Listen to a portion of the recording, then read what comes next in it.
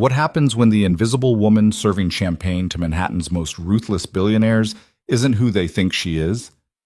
When Elena Ward walked into that penthouse party carrying drink trays, every person in that room had already destroyed her once.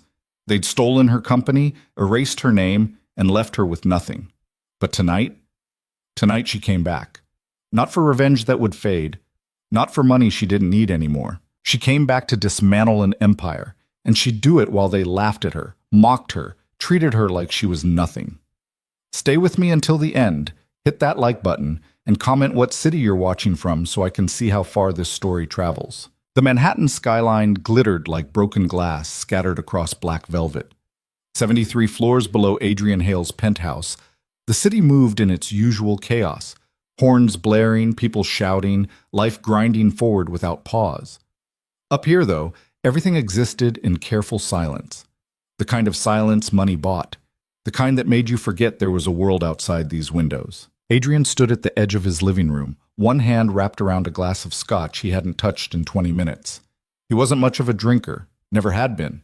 But these gatherings, these performances of wealth and influence, demanded certain props. The drink. The tailored Tom Ford suit that cost more than most people made in a month. The expression of vague interest that suggested he belonged here, among these people, in this rarefied air where morality bent to accommodate profit margins. He didn't belong here. He knew that. But his daughter's future demanded he play the part. "Adrian!" A voice cut through the carefully curated jazz drifting from invisible speakers. Marcus Reinhardt, hedge fund manager and serial tax evader, approached with the aggressive confidence of someone who'd never been told no. "Finally dragged yourself out of that tech cave of yours? Thought you'd become a hermit." Adrian forced something resembling a smile. "Just selective about my appearances." "Selective?" Marcus laughed, too loud, drawing glances from the cluster of old money near the Rothko painting Adrian had bought because his decorator insisted it tied the room together. "That's one word for it. Antisocial is another. I prefer discerning." "Discerning. Right." Marcus clapped him on the shoulder with unnecessary force. "Well, discerning or not, you're missing the best part of the evening. Jonathan's about to tell that story about the Indonesian deal. You know, the one where—" He lowered his voice conspiratorially. "Where he convinced the minister that environmental regulations were more like suggestions." Adrian's jaw tightened, but he kept his face neutral. "Sounds fascinating." "It is. The audacity of it. The sheer balls." Marcus was already moving away, gravitating toward the larger group forming near the floor-to-ceiling windows. "Come on, you'll love this." Adrian didn't move. Instead, he watched as the elite of Manhattan's financial district gathered like wolves circling prey, except the prey was any concept of ethics, any remaining shred of accountability. There were 17 people in this room, not counting staff. 17 people who collectively controlled more wealth than several small countries. And every single one of them was dirty in ways that would make front-page news if anyone ever looked close enough. They wouldn't, though. People didn't look at men like these. Men who donated to the right campaigns, sat on the right boards, appeared in the right photographs, wearing the right expressions of philanthropic concern. "Another drink, sir?" The voice was so quiet Adrian almost missed it. He turned, expecting to see Richard, his usual server from the catering company. Instead, a woman stood there, maybe 30, holding a tray of champagne flutes with the kind of careful precision that suggested she'd been doing this a while. Dark hair pulled back in a simple bun, minimal makeup, a server's uniform that somehow looked both perfectly pressed and completely forgettable. But her eyes. There was something in her eyes that didn't match the rest of the picture. "I'm fine, thank you," Adrian said, gesturing to his untouched scotch. She nodded, no smile, no acknowledgement beyond the basic requirement of the transaction. She moved past him toward the group by the windows, and Adrian found himself watching her progress across the room. There was something deliberate about the way she moved, not nervous exactly, not intimidated by the surroundings, just careful. Like every step was measured. "So there I am," Jonathan Westbrook's voice boomed across the space, "sitting across from this government minister who's telling me, and I swear this is word for word, 'Mr. Westbrook, our environmental protection laws are very strict, very strict. Can you imagine?'"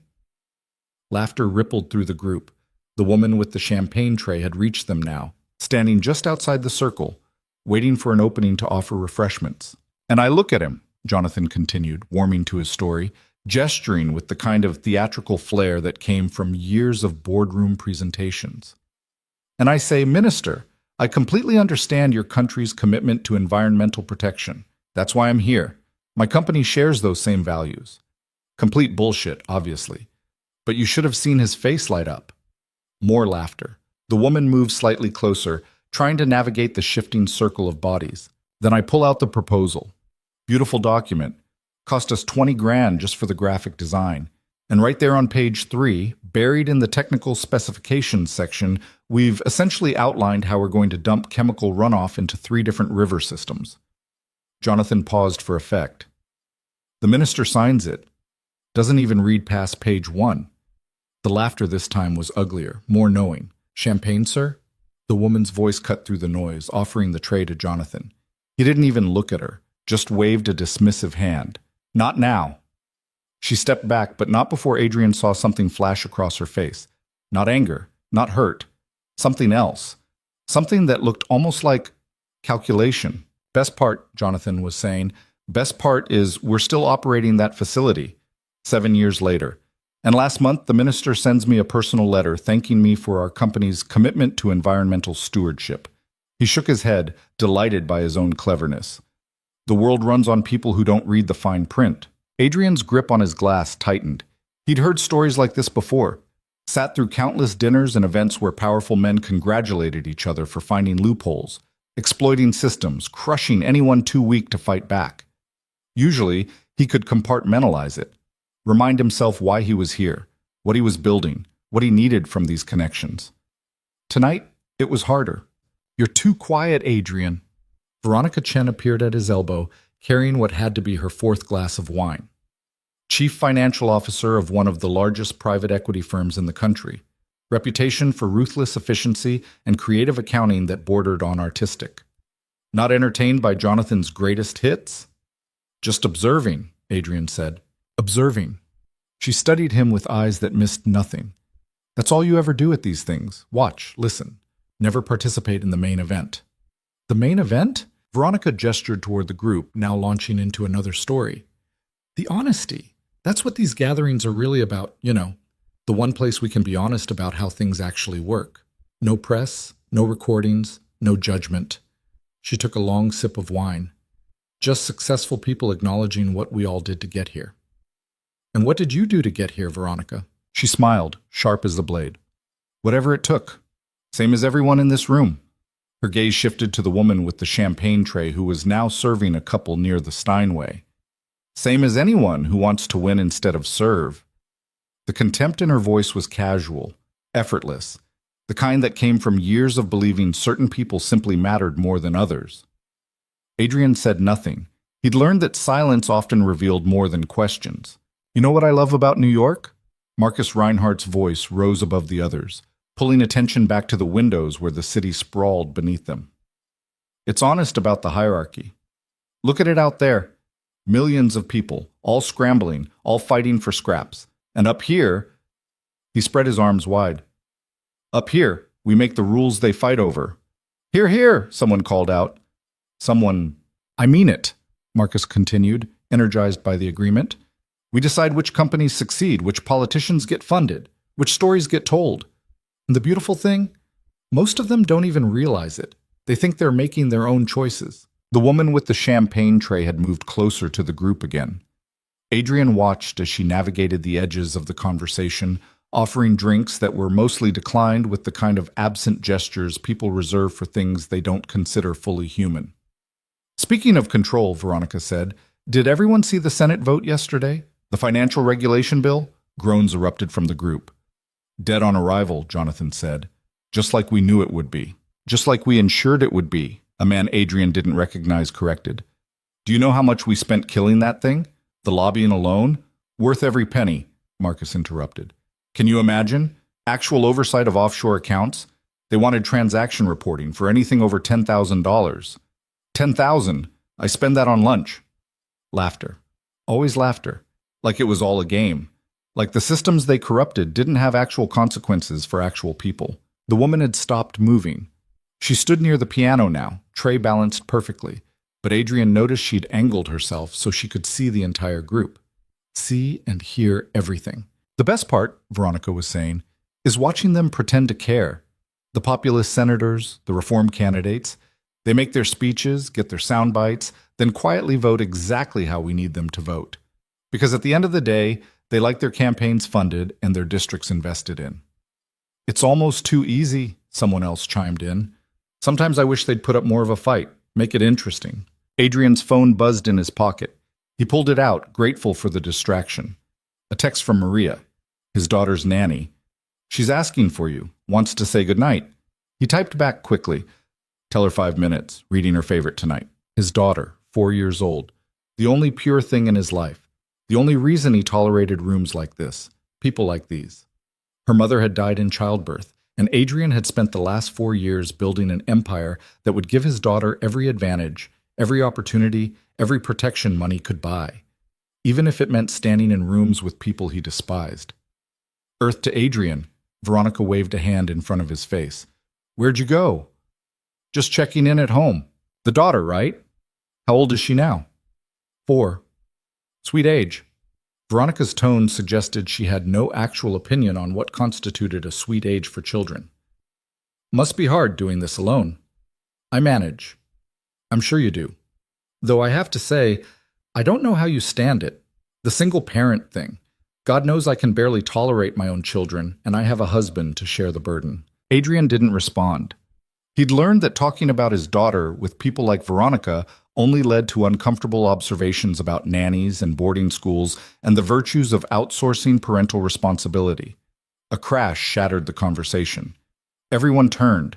Near the entrance to the kitchen, the woman with the champagne tray had frozen. At her feet, a broken glass glittered against the marble floor, red wine spreading in a dark stain. "Oh, for fuck's sake," a voice said. Adrian recognized the speaker. Catherine Aldridge, real estate developer and notorious litigant. She stood 5 feet from the spill, staring down at her dress, a white designer gown that now sported a spectacular splash of Bordeaux across the skirt. "I'm so sorry," the woman said, her voice quiet but clear. "Let me—" "Don't." Catherine held up a hand, her face transforming into something ugly. "Don't touch me, don't come near me.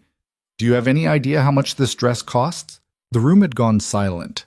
That particular silence that falls when people sense drama unfolding and want to savor every moment. "It was an accident," the woman said. "I can help clean—" "An accident?" Catherine's voice rose. "An accident is bumping into someone. An accident is a small spill. This—" She gestured at the spreading wine stain. "This is incompetence. This is exactly why we can't trust—" "Catherine." Jonathan stepped forward, playing peacemaker but clearly enjoying the spectacle. "I'm sure she didn't mean—" "I don't care what she meant. I care that my $3,000 gown is ruined because this clumsy—" "I said I was sorry." The woman's voice was still quiet, but something in it had changed, hardened. Catherine's eyes narrowed. Sorry doesn't pay for dry cleaning, sorry doesn't replace designer clothing, and sorry definitely doesn't excuse this level of incompetence. She turned to address the room at large, performing now for an audience. This is what happens when you hire cheap labor. This is what happens when you let just anyone into spaces like this. Adrian watched the woman's face. She'd gone very still, and in that stillness, he saw something that made his instincts flare. She wasn't embarrassed, wasn't ashamed. She was waiting. Like this moment was exactly where she needed to be. "I think," Marcus said, voice dripping with false sympathy, "that someone needs to understand their place. Know what I mean?" He looked directly at the woman. "Maybe you should get on your knees, clean up this mess properly, show some respect for the people you're serving."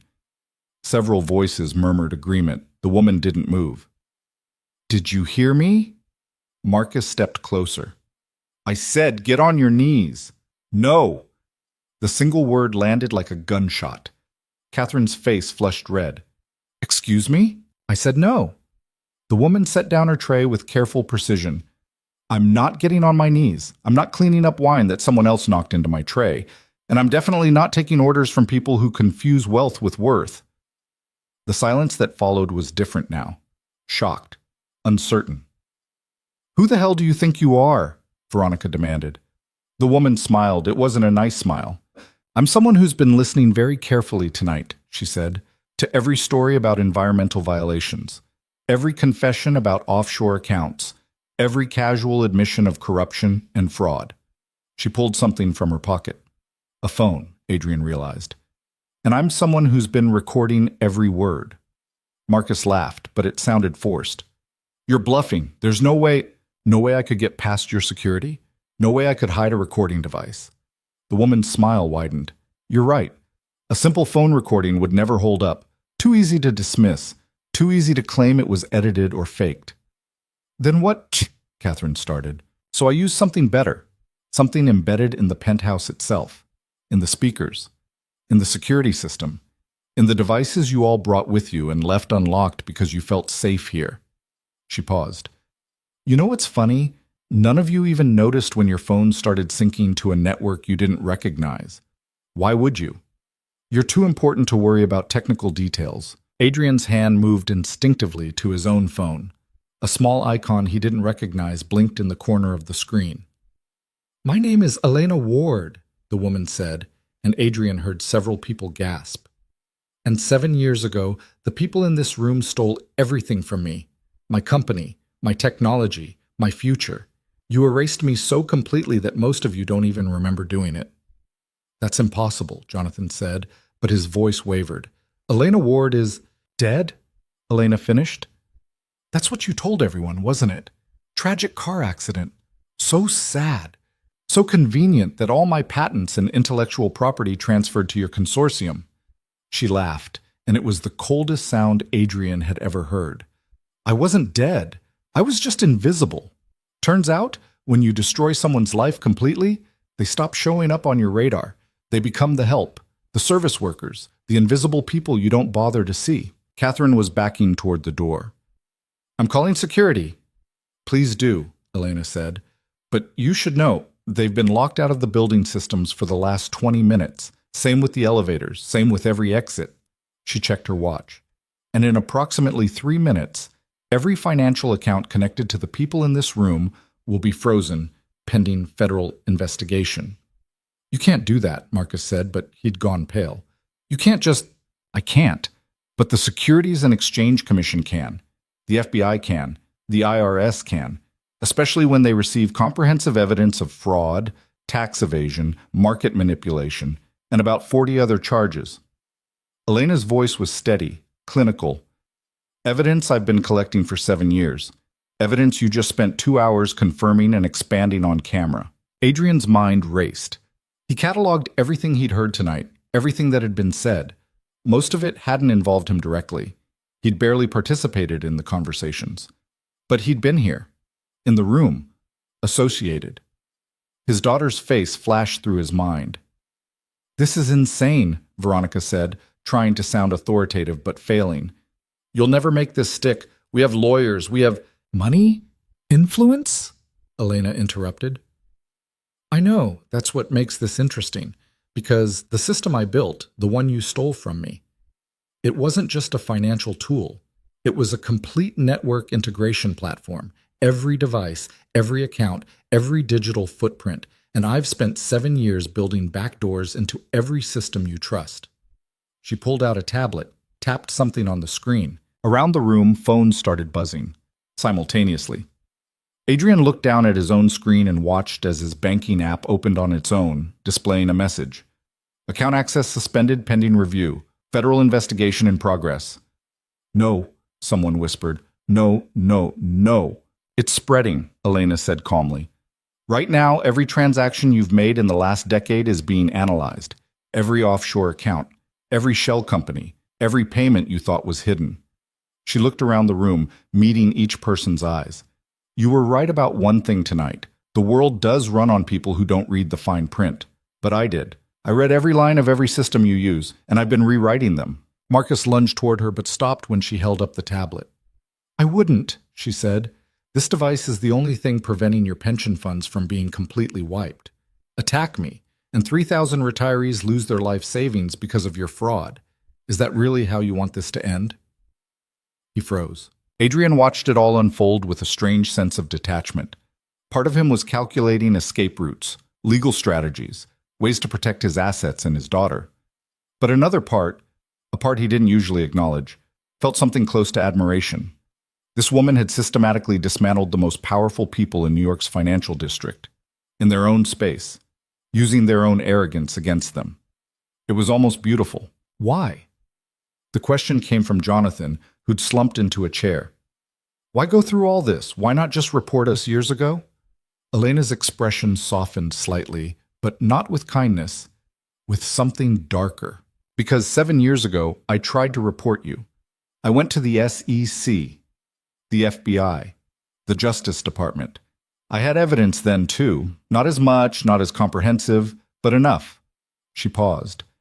And nothing happened, because you had friends in the right places, because your lawyers were better than my lawyers, because the system protects people like you.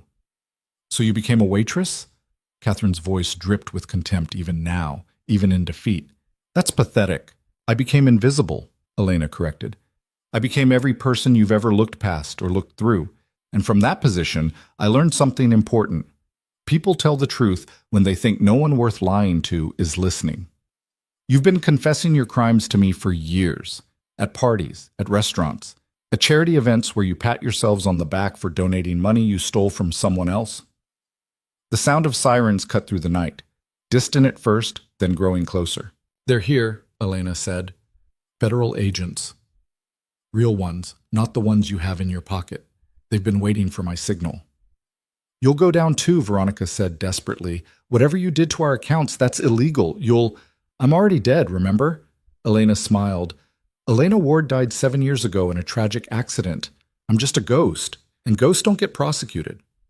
Adrian's phone buzzed again. Another text from Maria. She's getting sleepy. Are you coming home? His daughter. His priority. His reason for everything. He stepped forward. Miss Ward, he said quietly, and Elena's gaze snapped to him. I need to know something. She waited. Did I steal from you? Directly? He kept his voice level. 7 years ago, was I part of what happened to your company? Elena studied him for a long moment. Around them, the others had started to panic properly, making calls that wouldn't connect, trying doors that wouldn't open, attempting to access accounts that no longer recognized them. No, she finally said. You weren't. You're here because of business you've done with these people, connections you've maintained. But the core crime? That wasn't you. Then I need to leave. I have a daughter waiting for me. You're not leaving, Marcus said, his voice sharp with panic. None of us are leaving. She said the building is locked. Elena looked at Adrian for another long moment, then tapped something on her tablet. The elevator on the north side just unlocked, she said. You have 5 minutes before the agents enter the building. Use them. Adrian didn't hesitate, didn't thank her, didn't look back at the people who'd been his associates, his network, his ladder to power. He just walked to the elevator and pressed the button. As the doors opened, he heard Catherine screaming at Elena, You can't do this. You can't destroy us. Elena's response was calm. I already did. The elevator doors closed, and Adrian descended into the chaos of sirens and flashing lights below. He exited through a side entrance, avoiding the federal vehicles pulling up to the main doors. His car was 3 blocks away. His daughter was 20 minutes away. Everything else could wait. By the time Adrian pulled into his driveway, his hands had stopped shaking. The adrenaline had faded, replaced by something heavier. The weight of realization, the understanding of how close he'd come to destruction. He'd built his fortune carefully, mostly legally. He'd never participated in the worst of what those people did, but he'd known.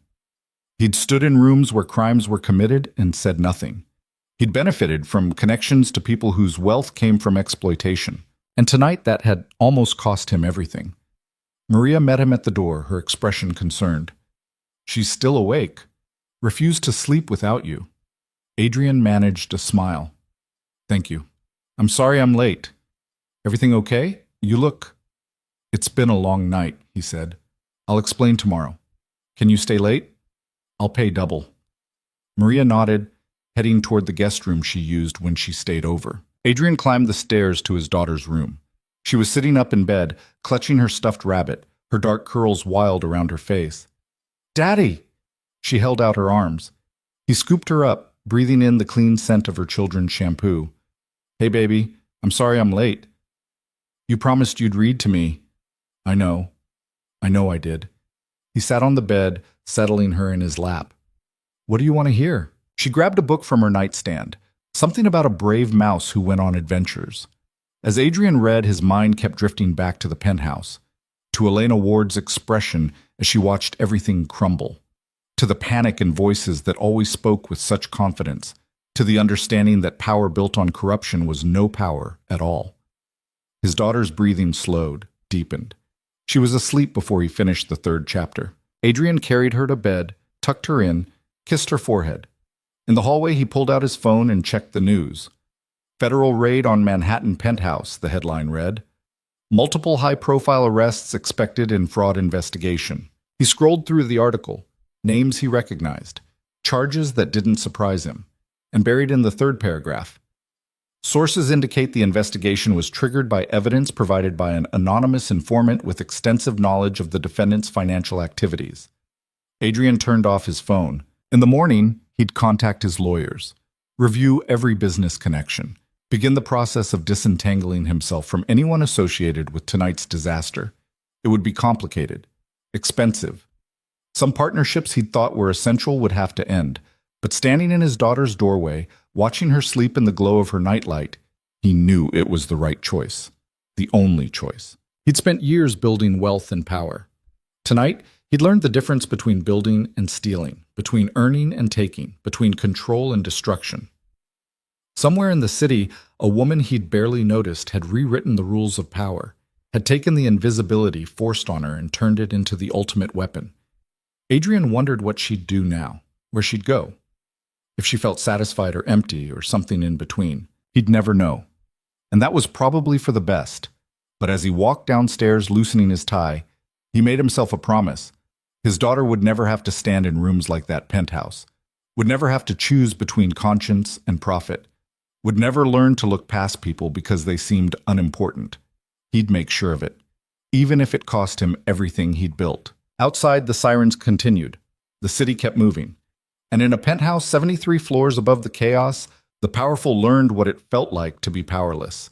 For the first time in a long time, Adrian thought maybe the world was capable of balance after all. Maybe. The morning came too fast and brought news that spread through Manhattan's financial district like a plague. Adrian sat in his home office, coffee going cold in his hand, watching his phone light up with calls he wasn't answering. Every major news outlet was running the same story with slight variations in headline drama. Billion-dollar fraud ring exposed. Manhattan's elite face federal charges. The fall of the untouchables. His lawyer had called 6 times. His accountant, 4. Business partners he hadn't heard from in months suddenly needed urgent conversations. Adrian let them all go to voicemail. On the television across from his desk, a reporter stood outside the federal courthouse, voice sharp with the kind of excitement that came from a career-making story. Behind her, protesters had already gathered, people holding signs about wealth inequality and justice, their anger finally finding a target that couldn't simply buy its way out. "The question everyone's asking," the reporter was saying, "is how did federal investigators build such a comprehensive case so quickly? Sources within the FBI say they received what they're calling an unprecedented volume of evidence late last night, including audio recordings, financial documents, and communications that directly implicate the defendants in multiple federal crimes." Adrian's phone buzzed again. This time, he looked. A text from David Chen, his chief operating officer. "We need to talk. Now." He typed back, "My office. 1 hour." Then he turned off the television and sat in silence, thinking about everything he'd built and how much of it was about to come apart. The sound of small feet on hardwood made him look up. His daughter stood in the doorway, still in her pajamas, rabbit clutched under one arm. "You didn't say goodbye this morning," she said, her voice carrying that particular accusation only a 4-year-old could deliver. Adrian's chest tightened. "I'm sorry, sweetheart. I was up early. Didn't want to wake you." She padded across the room and climbed into his lap, a maneuver that was getting more difficult as she grew. "Maria says you have important work today." Maria's right. "Is it the same important work as last night?" Adrian looked at his daughter's face, so open and trusting, and felt the weight of every decision he'd ever made. Sort of. Sometimes grown-up work gets complicated. Like puzzles? Yeah, like really hard puzzles that don't always have good solutions. She seemed to consider this. Mrs. Thompson says when puzzles are too hard, you should ask for help. Mrs. Thompson sounds very wise. She teaches us at school. She's old but nice. His daughter shifted, getting comfortable. Are you scared of your puzzle? The question hit harder than it should have. Adrian thought about lying, the way adults do when they want to protect children from uncomfortable truths.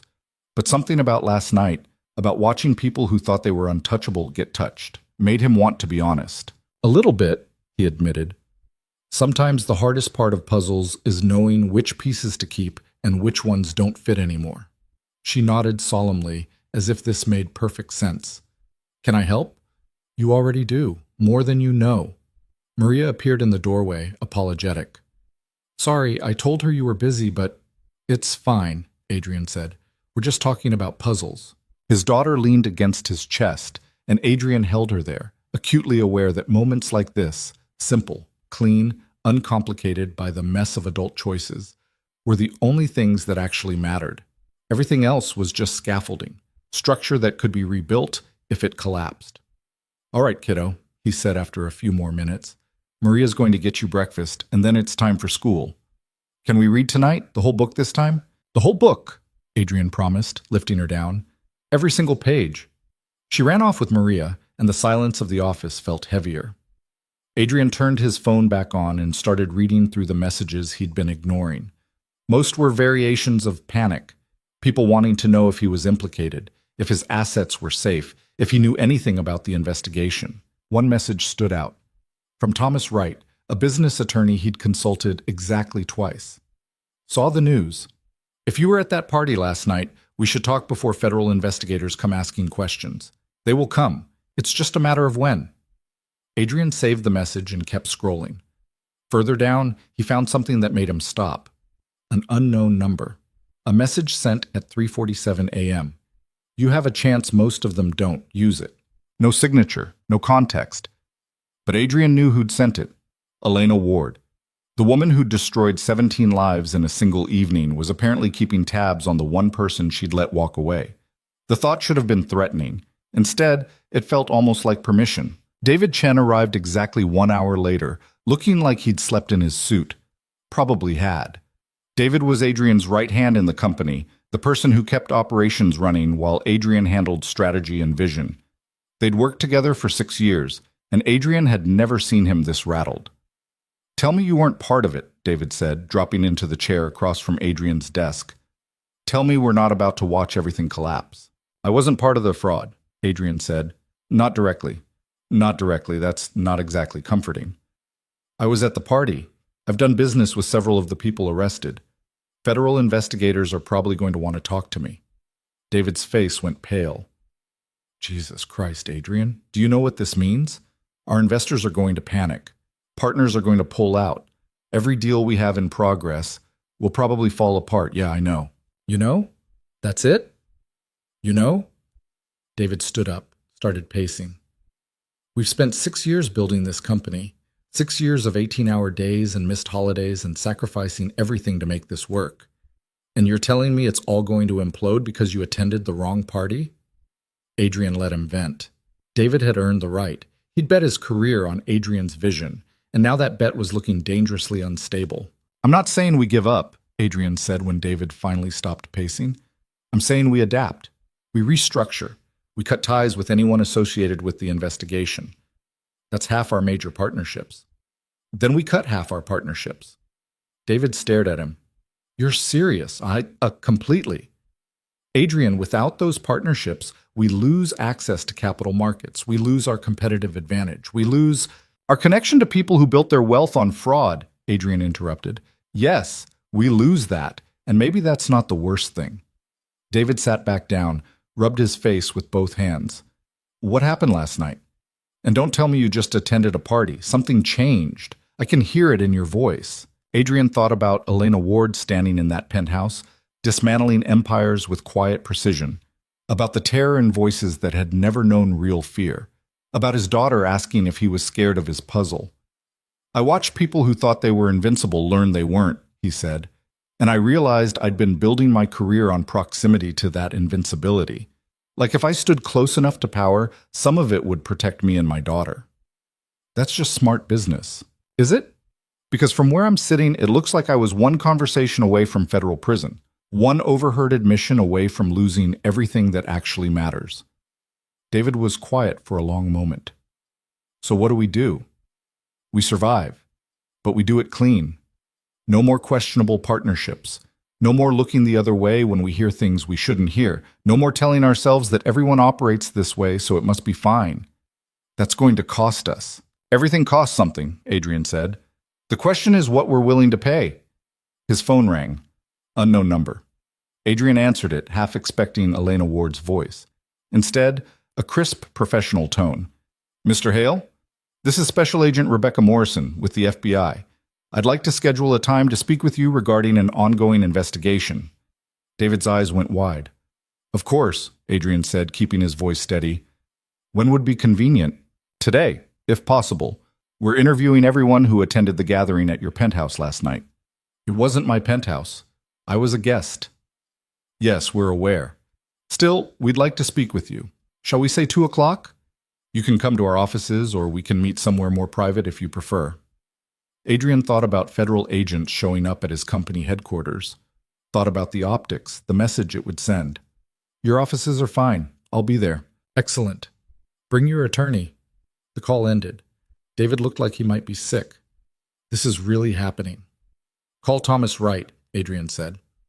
Tell him I need representation for an FBI interview at 2. Then start pulling together documentation of every business relationship we have. I want to know who we're connected to and how. That's going to take days. Then you better start now. David left, and Adrian sat alone with his thoughts and his cold coffee. His phone kept buzzing with messages he didn't want to read. Outside his window, the city moved through its morning routine, oblivious to the small disaster unfolding in his life. He thought about calling his father, a retired judge, who'd always been disappointed that Adrian chose business over law. Thought about the conversation they'd have, the inevitable "I told you so" wrapped in concern, decided against it. Some things you had to face alone. Instead, he opened his laptop and started searching for news about Elena Ward. Not the current story. Everyone was reporting on the arrests, the investigation, the spectacular fall of Manhattan's elite. He wanted the old story, the one from 7 years ago. It took 20 minutes of digging through archived articles, but he finally found it. A small piece in a tech industry publication, promising startup founder dies in tragic accident. The article was sparse on details. Elena Ward, 23, founder of CoreLink Technologies, killed in a single car crash on the Pacific Coast Highway. Company assets to be distributed among investors. A terrible loss for the tech community. Thoughts and prayers. Adrian searched for more. Found a few blog posts from people who'd known her, expressing shock and grief. Found investment documents showing CoreLink had been valued at just under $200 million before her death. Found a transfer agreement dated 1 week after the accident, signing over all patents and intellectual property to a consortium of investors, the same investors who'd been arrested last night. He pulled up photos from CoreLink's early days. There she was, Elena Ward at 23, standing in front of a whiteboard covered in code and diagrams, dark hair shorter than it was now, eyes bright with the kind of optimism that came from believing hard work and innovation actually mattered. What had they done to her? What exactly had happened that made faking her own death seem like the better option? Adrian would probably never know the full story. But he knew enough. Knew that the people he'd spent years courting and impressing had destroyed a 23-year-old woman's life because her technology was worth stealing. Knew they'd gotten away with it because the system was built to protect people like them. Until it wasn't. His phone buzzed again. Thomas Wright. Got your message. I'll meet you at the FBI office at 1:45. Don't talk to anyone about this before then, and I mean anyone. Adrian typed back. Understood. He had 4 hours before the interview. 4 hours to prepare for questions he couldn't anticipate about a situation he barely understood. He should spend the time reviewing his calendar from 7 years ago, documenting every interaction with the people arrested, building a timeline that proved his distance from their crimes. Instead, he found himself reading more about Elena Ward, about CoreLink Technologies and what it had promised to do, about a young woman who'd built something extraordinary and had it ripped away by people who saw her as nothing more than a resource to exploit. By the time Maria brought his daughter home from school, Adrian had assembled a picture of who Elena Ward had been. Brilliant, driven, naive enough to believe contracts and patents would protect her, young enough to think the system worked. 7 years was a long time to plan revenge, a long time to learn every system, exploit every weakness, position every piece. Most people would have moved on, found another path, built something new somewhere else. Elena Ward had chosen to become invisible instead, to watch and wait and prepare for a single perfect moment of destruction. Adrian couldn't decide if that was admirable or terrifying, probably both. "Daddy!" His daughter burst into his office, backpack bouncing. "I made you something at school." She thrust a piece of construction paper at him, a drawing of what appeared to be 2 stick figures, one tall and one small, holding hands. Hearts floating around them. "It's us," she explained. "Mrs. Thompson said we should draw our families." Adrian's throat tightened. "It's perfect. Thank you. Can we hang it up?" "Absolutely." He stood carrying the drawing to the wall behind his desk where a few other pieces of her artwork were already displayed. "Right here, where I can see it while I work." She beamed at him, and Adrian felt the familiar ache of loving someone more than he'd ever thought possible. This was why he'd attended those parties, made those connections, stood in rooms with people he didn't respect, to build security for her, to make sure she never had to struggle or compromise or choose between principles and survival. Except he'd been doing it wrong, building a foundation on sand and calling it stone. "Maria says you have to go to a meeting this afternoon," his daughter said. "That's right." "Is it for your puzzle?" Adrian smiled despite everything. "Yeah, it's part of solving the puzzle." "Will you fix it?" "I'm going to try." She seemed satisfied with this answer and ran off to find Maria. Adrian checked the time. 90 minutes until he needed to leave for the FBI office. He spent 60 of those minutes working through emails and documents with David, building a defense that felt flimsy, even as they constructed it. Yes, he'd attended the party. No, he hadn't participated in the conversations about illegal activity.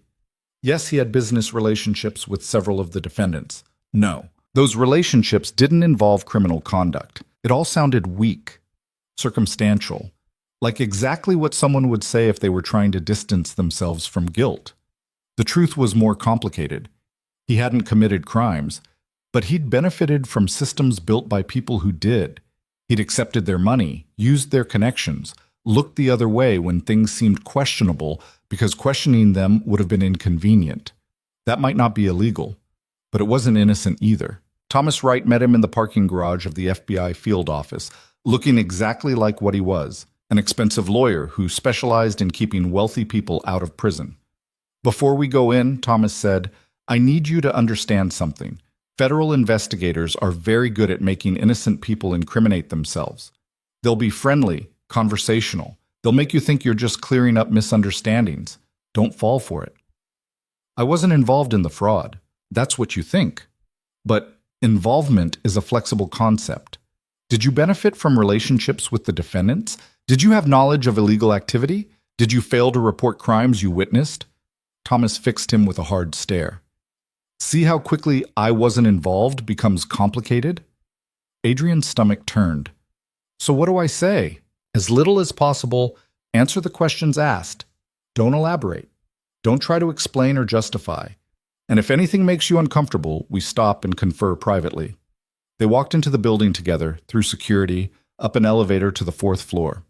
A young agent met them in the waiting area and led them to a small conference room, 2 chairs on one side of a table, 2 on the other. Special Agent Rebecca Morrison was younger than Adrian expected, maybe early 40s, with sharp eyes and the kind of calm competence that came from years of interrogating people who thought they were smarter than her. "Mr. Hale, thank you for coming in," she said, shaking his hand. "I'm Special Agent Morrison. This is my partner, Agent Chen." Agent Chen nodded, but didn't offer his hand, just pulled out a tablet and started typing. "Before we begin," Morrison said, "I want to be clear that you're not under arrest. You're free to leave at any time. This is a voluntary interview." Thomas spoke up. My client understands he's here to cooperate fully with your investigation. Morrison smiled slightly. Good. That's what we like to hear. She opened a folder, glanced at something inside. Mr. Hale, you attended a gathering last night at a penthouse in Manhattan. Is that correct? Yes. Can you tell me why you were there? Adrian glanced at Thomas, who gave a small nod. It was a networking event. Several business associates were in attendance. Business associates. Can you name them? He did. Watching Morrison's face remained carefully neutral as he listed people who were probably being interviewed in other rooms of this same building. And what was discussed at this gathering? General business topics, industry trends, some personal conversation? Nothing specific? This was the trap. If he said nothing specific, he looked like he was hiding something.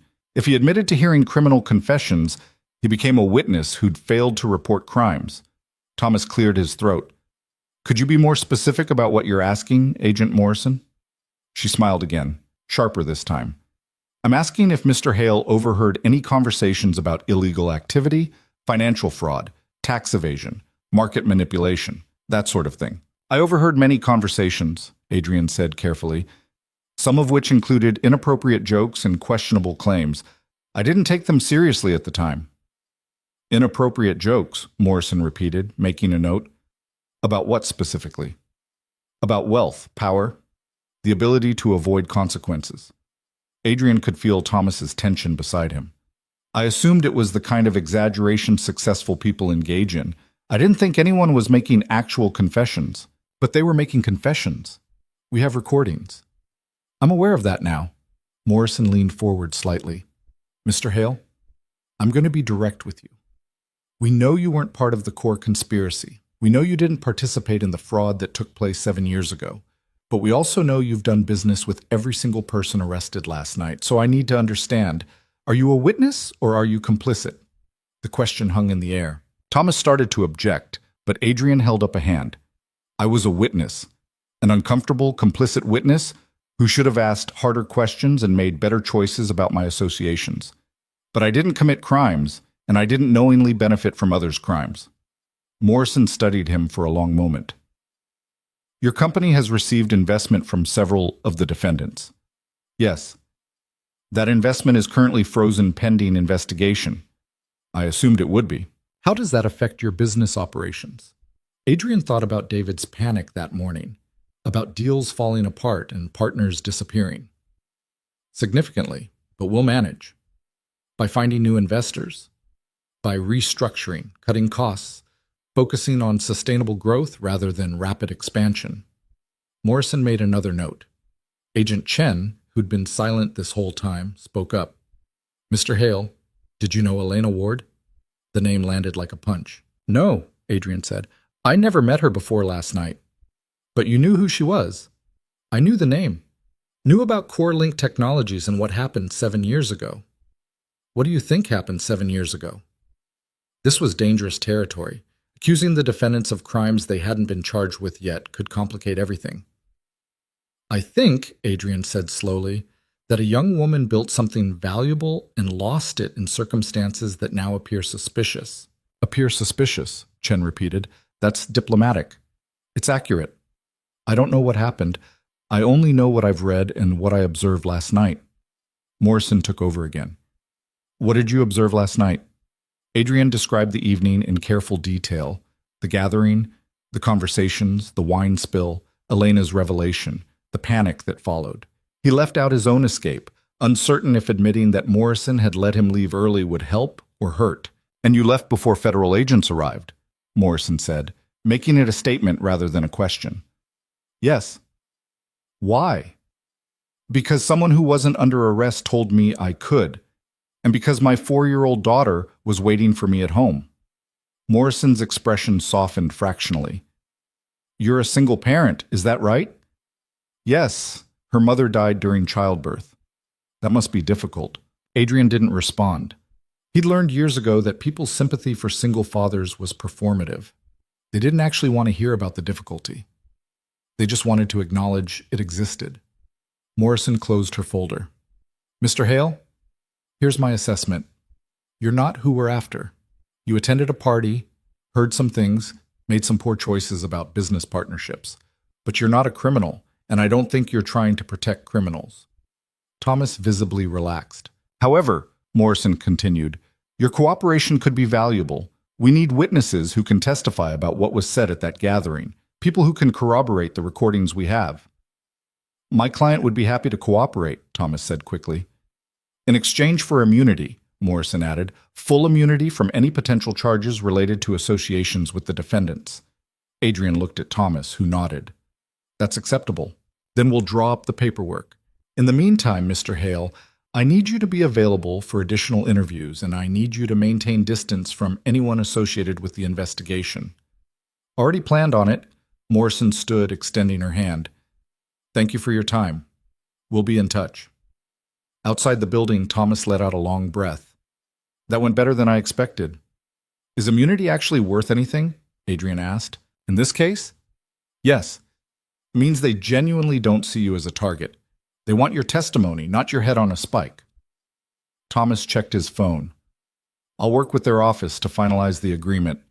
Shouldn't take more than a few days. They parted ways in the parking garage, and Adrian sat in his car for several minutes before starting the engine. His hands were shaking slightly. Adrenaline, probably. Or relief. Or the delayed reaction to how close he'd come to disaster. His phone buzzed. David. How did it go? Adrian typed back. Better than expected. They want me as a witness, offering immunity. Thank Christ. But we still need to restructure everything. No more questionable partnerships. I'm already working on it. It's going to hurt. Let it hurt. Adrian drove home through late afternoon traffic, his mind cycling through everything that had happened in the last 24 hours. Yesterday morning, he'd been a successful entrepreneur with a growing company and powerful connections. Today, he was a federal witness watching his professional network implode. The strange thing was, he didn't feel as devastated as he should. Scared, yes. Uncertain about the future, absolutely. But there was something almost clean about it, like a wound that had finally been opened and could now properly heal. Maria met him at the door, concerned. Everything okay? Yeah, complicated, but okay. He looked past her into the house. Where's my daughter? Living room, watching her show. Adrian found her curled up on the couch, absorbed in something animated and cheerful. He sat beside her, and she immediately climbed into his lap without taking her eyes off the screen. How was your puzzle meeting? She asked. Productive. I think we're getting closer to solving it. Good. She leaned against him, warm and solid and utterly trusting. Adrian held her and watched the cartoon and tried not to think about all the ways this could still fall apart. The immunity agreement could fail. The restructuring could bankrupt his company. Partners could sue. Investors could revolt. Or everything could work out. The investigation could proceed without further implicating him. The company could survive on a smaller, cleaner foundation. His daughter could grow up watching her father rebuild rather than collapse. He didn't know which future was waiting, but for the first time in years, he felt like he was moving towards something real rather than running from something he couldn't name. That night, after dinner and bath time and the promised reading of the entire book, Adrian tucked his daughter into bed and returned to his office. His laptop was still open to the articles about Elena Ward, her face frozen in a moment of optimism that hadn't survived. He closed the browser and opened a new document, started writing down everything he remembered from the party, every conversation, every admission, every detail that might help federal prosecutors build their case. It took 3 hours. When he finished, the document was 12 pages long and potentially devastating to people who'd once been his pathway to success.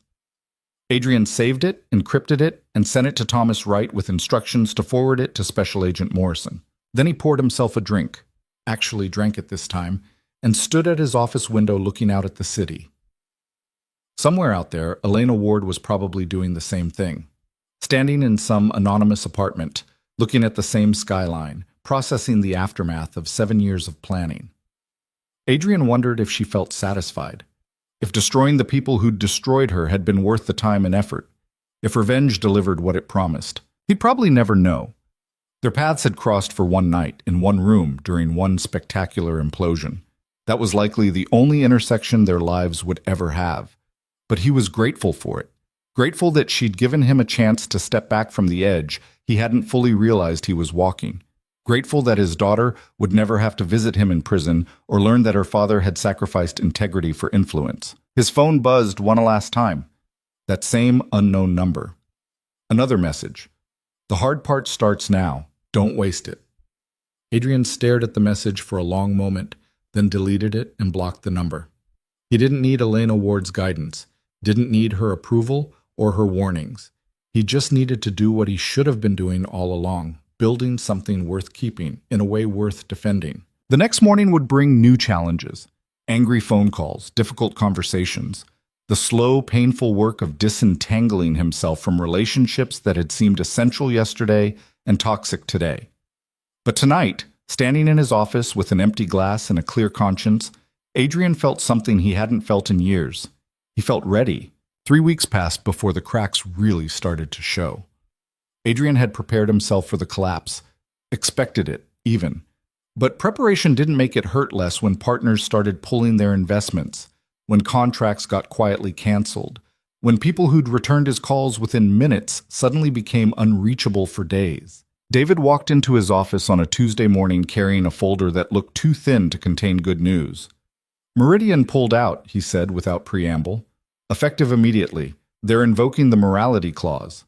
Adrian looked up from the spreadsheet he'd been staring at for the last hour. The morality clause.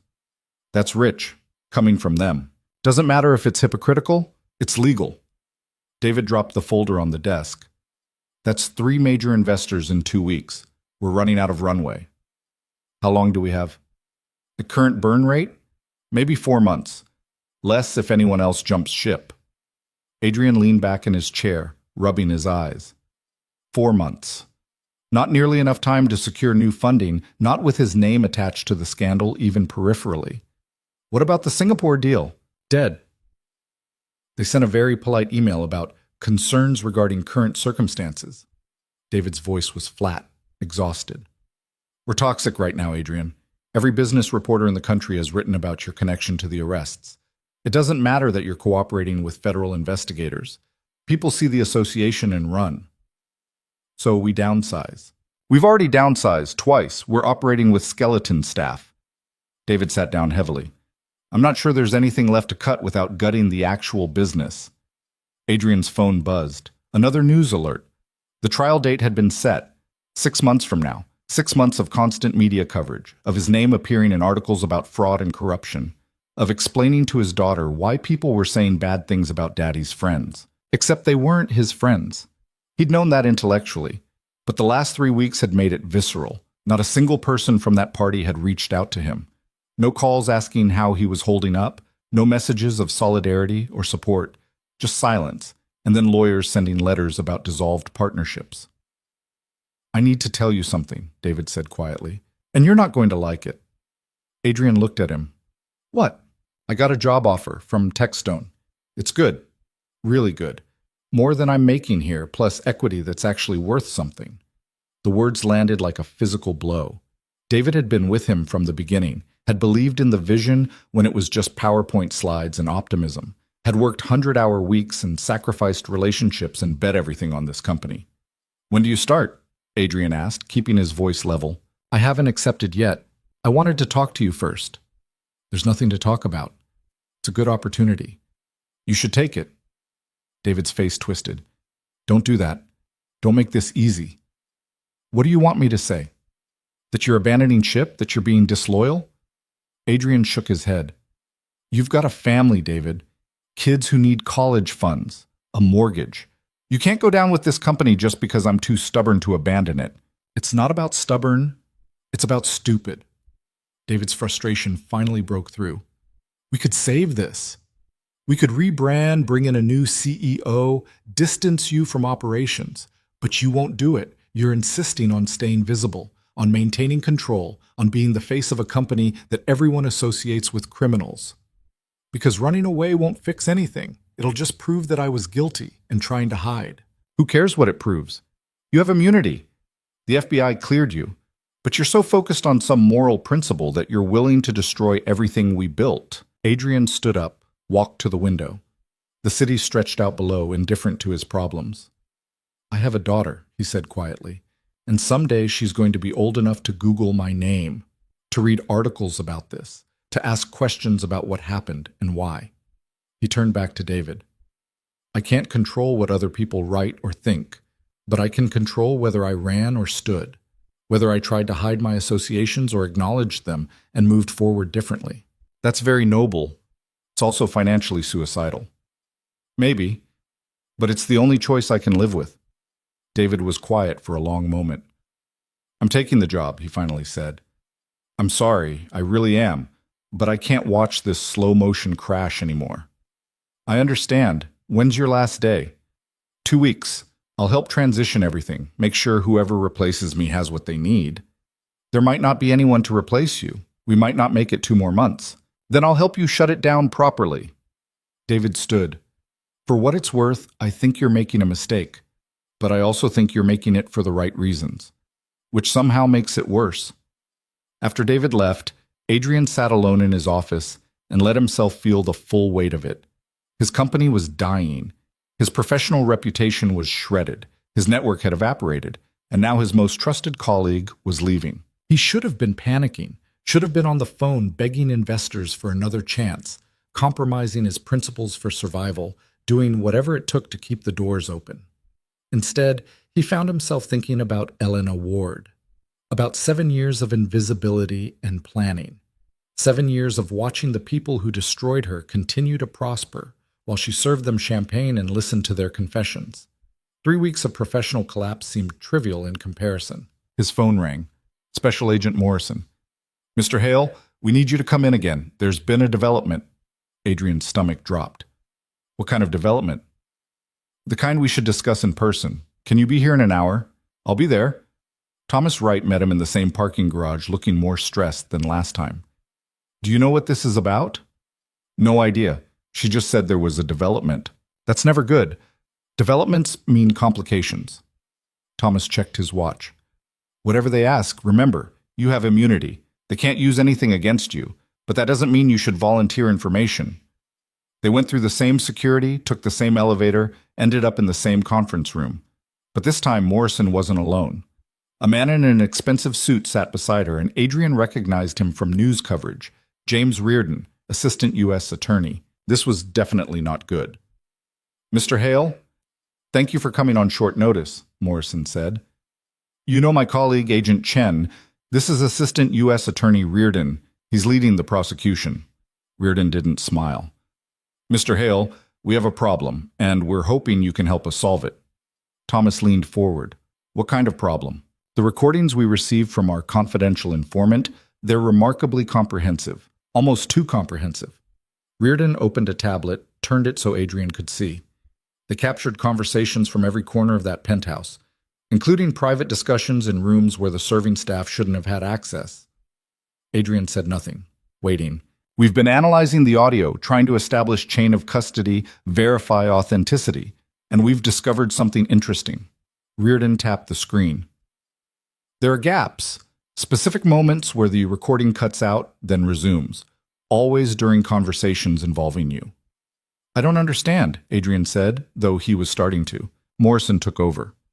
Someone edited the recordings before turning them over to us, removed portions of conversations. We don't know what was said during those gaps, but we know they exist. And you think my client knows why? Thomas's voice had an edge. We think someone protected your client, Reardon said, and we need to know why. Because if there's exculpatory evidence that's been suppressed, or if your client had involvement that our informant is concealing that compromises our entire case. Adrian's mind raced. Elena had edited the recordings, had deliberately removed portions that might have implicated him or made his position more complicated. Why? I don't know anything about edited recordings, he said carefully. I attended the party. I heard conversations. I gave you a complete account of what I witnessed. Did you speak with our informant that night? Morrison asked. Beyond basic service interactions? Adrian thought about Elena letting him leave, about the elevator unlocking, about the text message. You have a chance, most of them don't.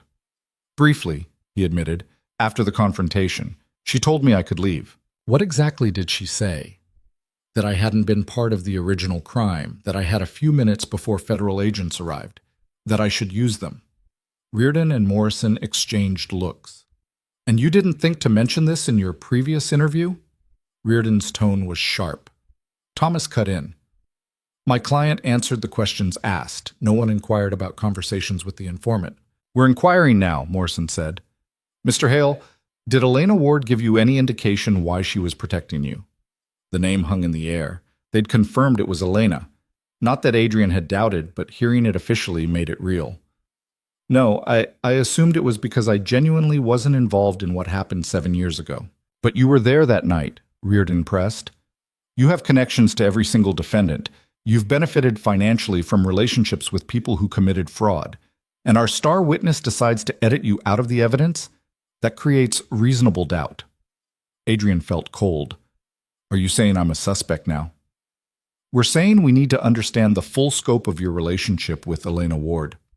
There is no relationship. I'd never met her before that night. Then why would she protect you? Morrison's voice was softer, almost sympathetic.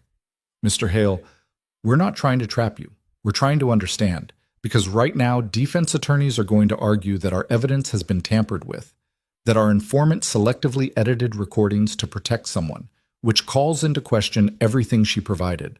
Adrian saw the trap closing. If he admitted that Elena had reasons to trust him, he'd have to explain what those reasons were. If he claimed ignorance, he looked complicit in a cover-up.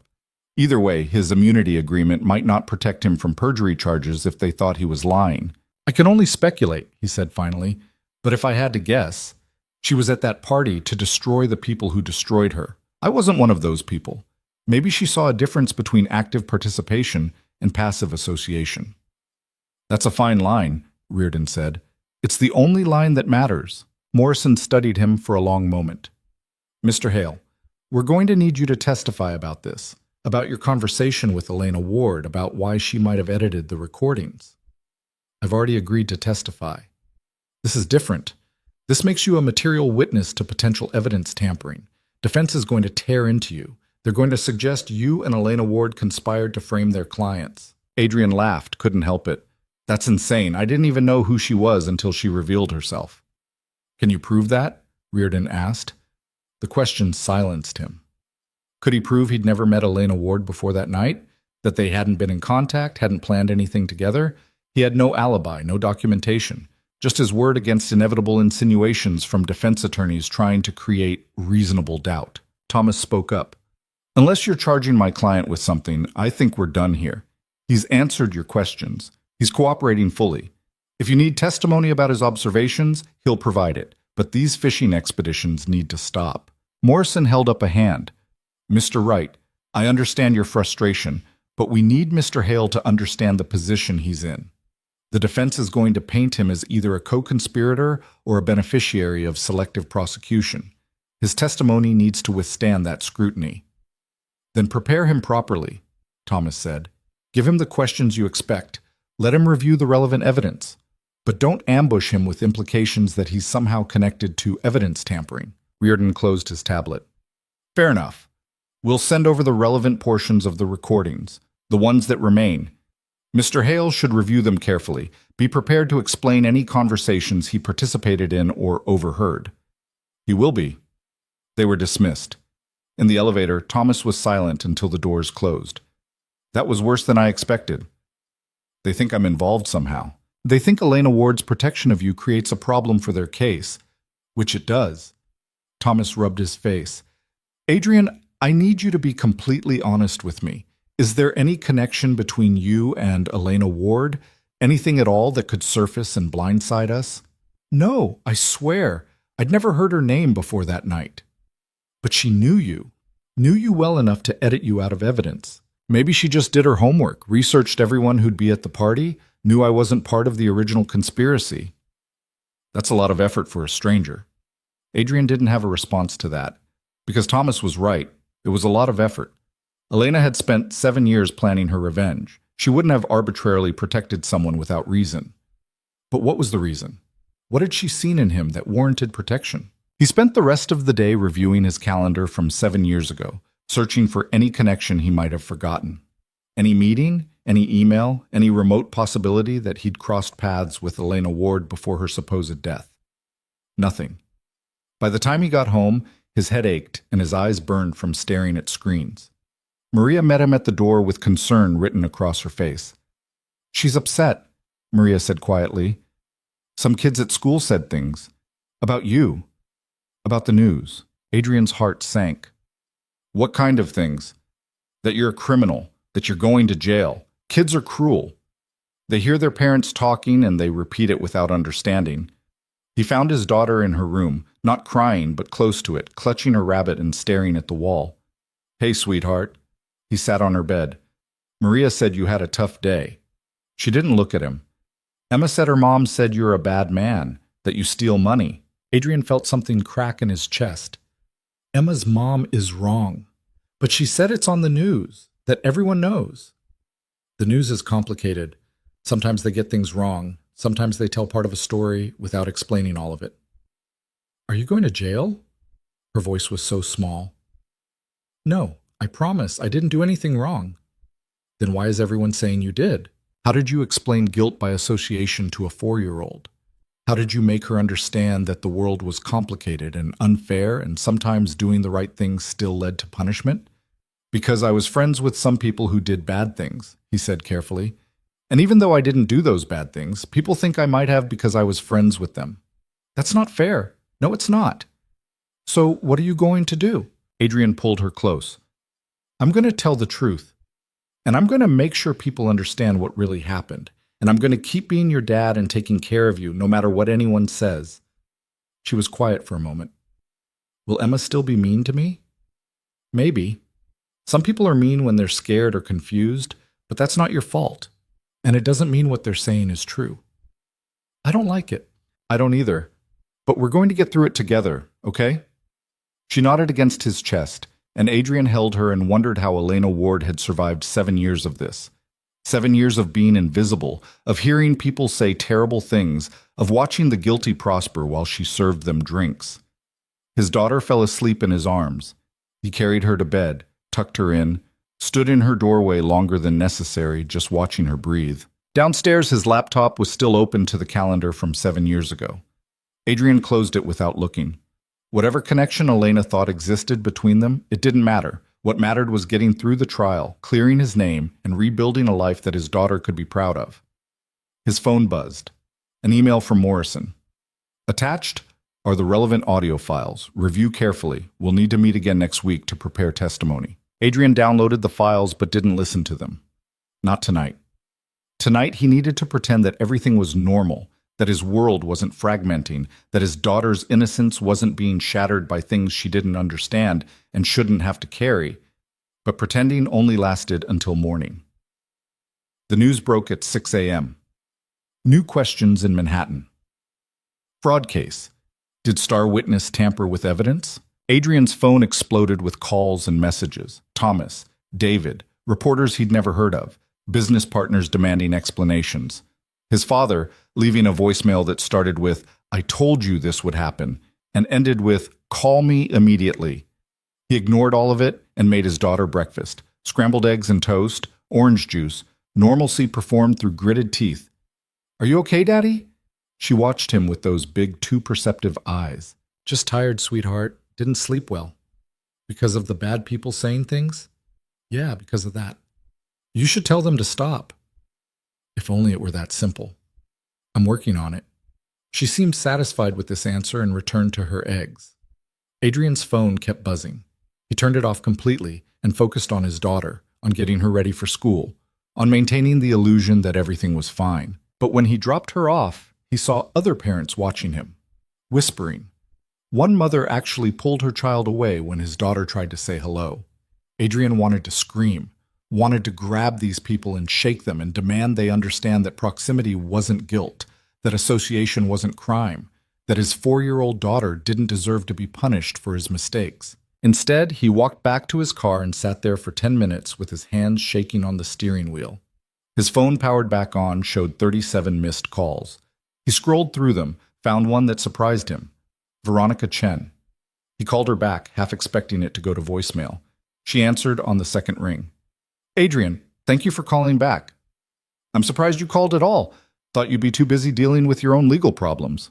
"I am. But I saw the news this morning and I realized something. Her voice was different, quieter, less sharp. We were all in that room together. We all heard the same things. But you're the only one who walked away clean, and now they're trying to drag you back in. Why do you care? Because it's not right. Look, I did what they're accusing me of. We all did. The fraud, the tax evasion, all of it. We earned our arrests. She paused. But you didn't. You were just guilty of not asking enough questions. And watching them destroy you for that, it's wrong. Adrian didn't know what to say. I'm going to testify, Veronica continued, at the trial. I'm going to tell them you weren't part of it, that you attended parties and did business but never participated in the actual crimes. It won't fix everything, but it might help. Why would you do that? It doesn't benefit you. No, but I have kids too, and I keep thinking about them reading about me someday, about what I did and who I became. Her voice cracked slightly. I can't undo my choices, but I can at least tell the truth about yours. The call ended, and Adrian sat in his car staring at his phone in disbelief. Veronica Chen, ruthless, ambitious, morally flexible Veronica Chen, was going to testify on his behalf. Maybe the world was capable of surprises after all. He drove to his office, which felt emptier every day. Half the desks were vacant now. The receptionist he'd had to let go. The whole floor had the hollow feeling of a place slowly dying. David was at his desk, packing boxes. You're leaving early, Adrian said. Techstone wants me to start Monday. I figured it was better to rip the Band-Aid off. Yeah, probably right. David taped up a box, set it aside. I saw the news this morning about the evidence tampering questions. It's a mess. It's more than a mess. It's a systematic attempt to discredit the prosecution's entire case. David looked at him. Which means whoever Elena Ward is, she made powerful enemies very angry. We all did, by association. No, you did by being there.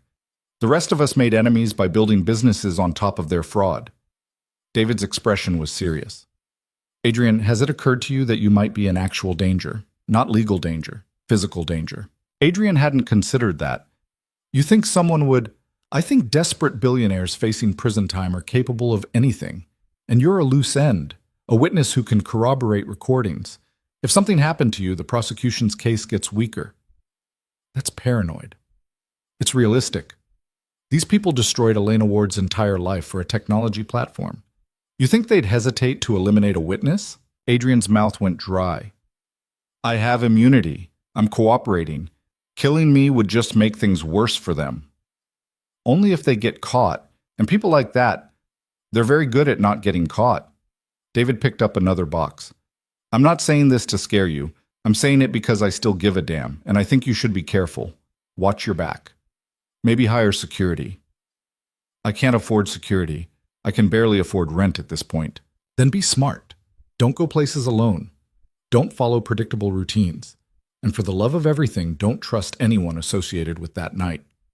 After David left, taking 6 years of partnership with him, Adrian sat alone in his office and let the weight of it all settle. His company was collapsing. His reputation was destroyed. His daughter was being ostracized at school. And now there was the possibility that someone might actually try to hurt him to protect themselves. 7 years. Elena Ward had endured 7 years of this, and worse. Had survived and planned and executed perfect revenge against people who'd thought her broken. Adrian didn't feel broken, but he felt close. His phone rang. Morrison again. Mr. Hale, have you reviewed the audio files? Not yet. You need to, as soon as possible, because we just received notification that 3 of the defendants are filing motions to dismiss based on evidence tampering. They're arguing that if our informant selectively edited recordings, we can't prove what was actually said. Can they do that? They can try. And they might succeed if we can't demonstrate the chain of custody and verify that the recordings accurately represent what occurred. Morrison sounded exhausted. Which means we need your testimony more than ever. You were there. You heard the conversations. You can corroborate what the recordings show. What if I can't remember everything perfectly? It was 3 weeks ago, and I wasn't paying attention to half of what was said. Then you testify to what you do remember, but Adrian, she used his first name, which felt significant. You need to be prepared for this to get ugly. Defense attorneys are going to suggest you and Elena Ward conspired. They're going to imply you had motivations we don't know about. They're going to try to make you look like either a liar or a co-conspirator. So basically, I'm fucked either way. Basically, yeah. Unless we can find Elena Ward and get her to explain why she edited the recordings. But she's completely disappeared. No trace. It's like she never existed. Of course she'd disappeared. Elena Ward had been invisible for 7 years. She knew how to vanish. I'll review the recordings, Adrian said, and I'll testify. But I need you to understand something. I don't have all the answers you want. I can't explain Elena's motivations. I can only tell you what I saw and heard. That'll have to be enough. After Morrison hung up, Adrian finally opened the audio files, put in his headphones, and pressed play. The first file was Jonathan Westbrook's story about the Indonesian environmental violations. Adrian heard his own voice briefly. Sounds fascinating. Flat, disinterested. Then silence where his voice should have been again as the conversation continued. Elena had cut him out. Every response, every moment he'd spoken, carefully removed. The second file was worse. A conversation about offshore accounts that Adrian had been part of, asking questions about tax implications. His questions were gone. Only the responses remained, making it sound like a monologue rather than a dialogue. File after file, the pattern continued. Elena had systematically erased his presence while preserving everything around him. It should have felt like a gift. She'd protected him, given him plausible deniability. Instead, it felt like a burden. Because now he had to explain why. Had to defend her choice to prosecutors who saw it as evidence tampering and defense attorneys who'd use it to create reasonable doubt. He listened to all 43 files. By the end, his head throbbed and his coffee had gone cold. The recordings were devastating, clear confessions of fraud, tax evasion, market manipulation.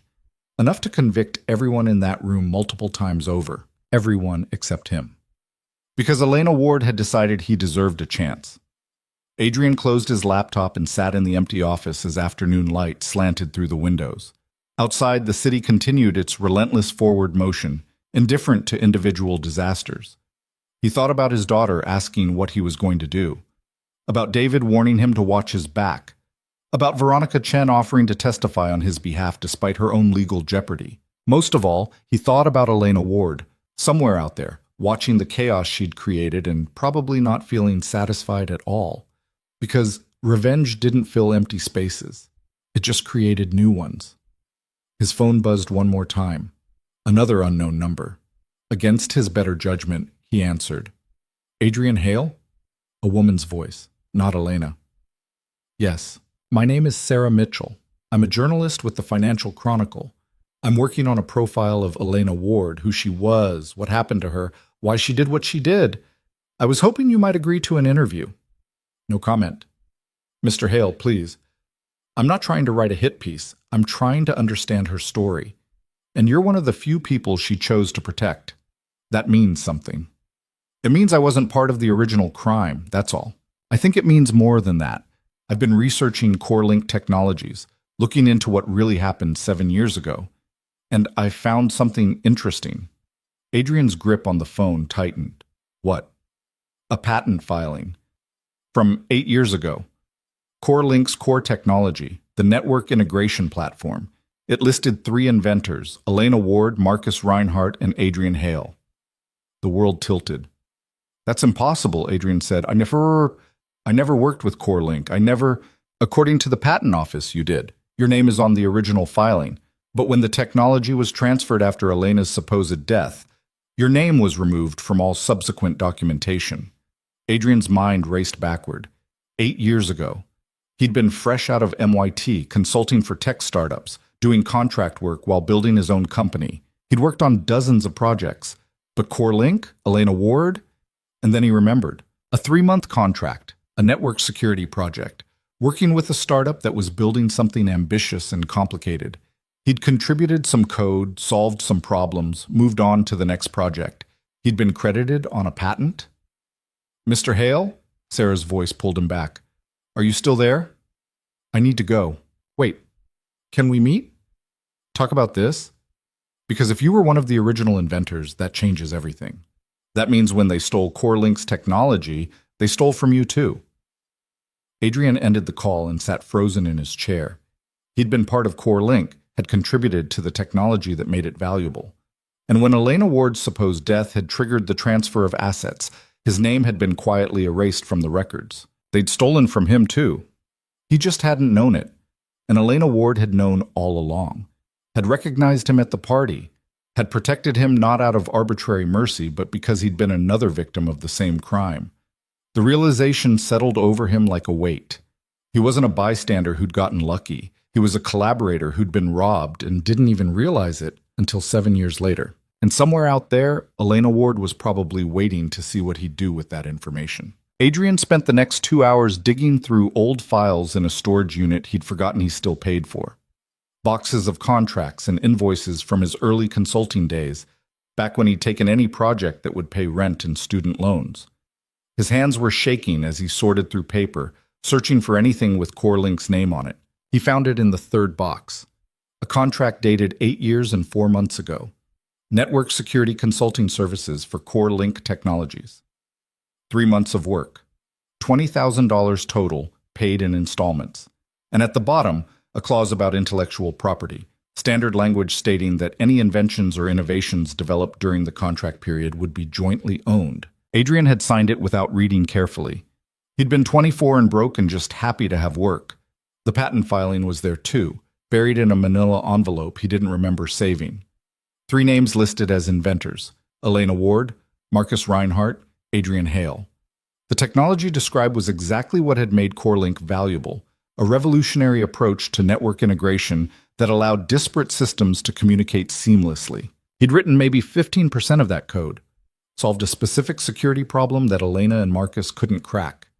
Then he'd moved on to the next contract, the next problem, never thinking about it again. Until now. Adrian photographed everything with his phone, then sat on the concrete floor of the storage unit with dust settling around him and tried to process what this meant. He wasn't just a witness to fraud. He was a victim of it. When CoreLink's assets had been transferred after Elena's supposed death, his ownership stake had disappeared along with hers. He should have received compensation. Royalties, at minimum. The technology had been licensed to multiple companies over the years, generating millions in revenue that he'd never seen. His phone rang. Thomas Wright.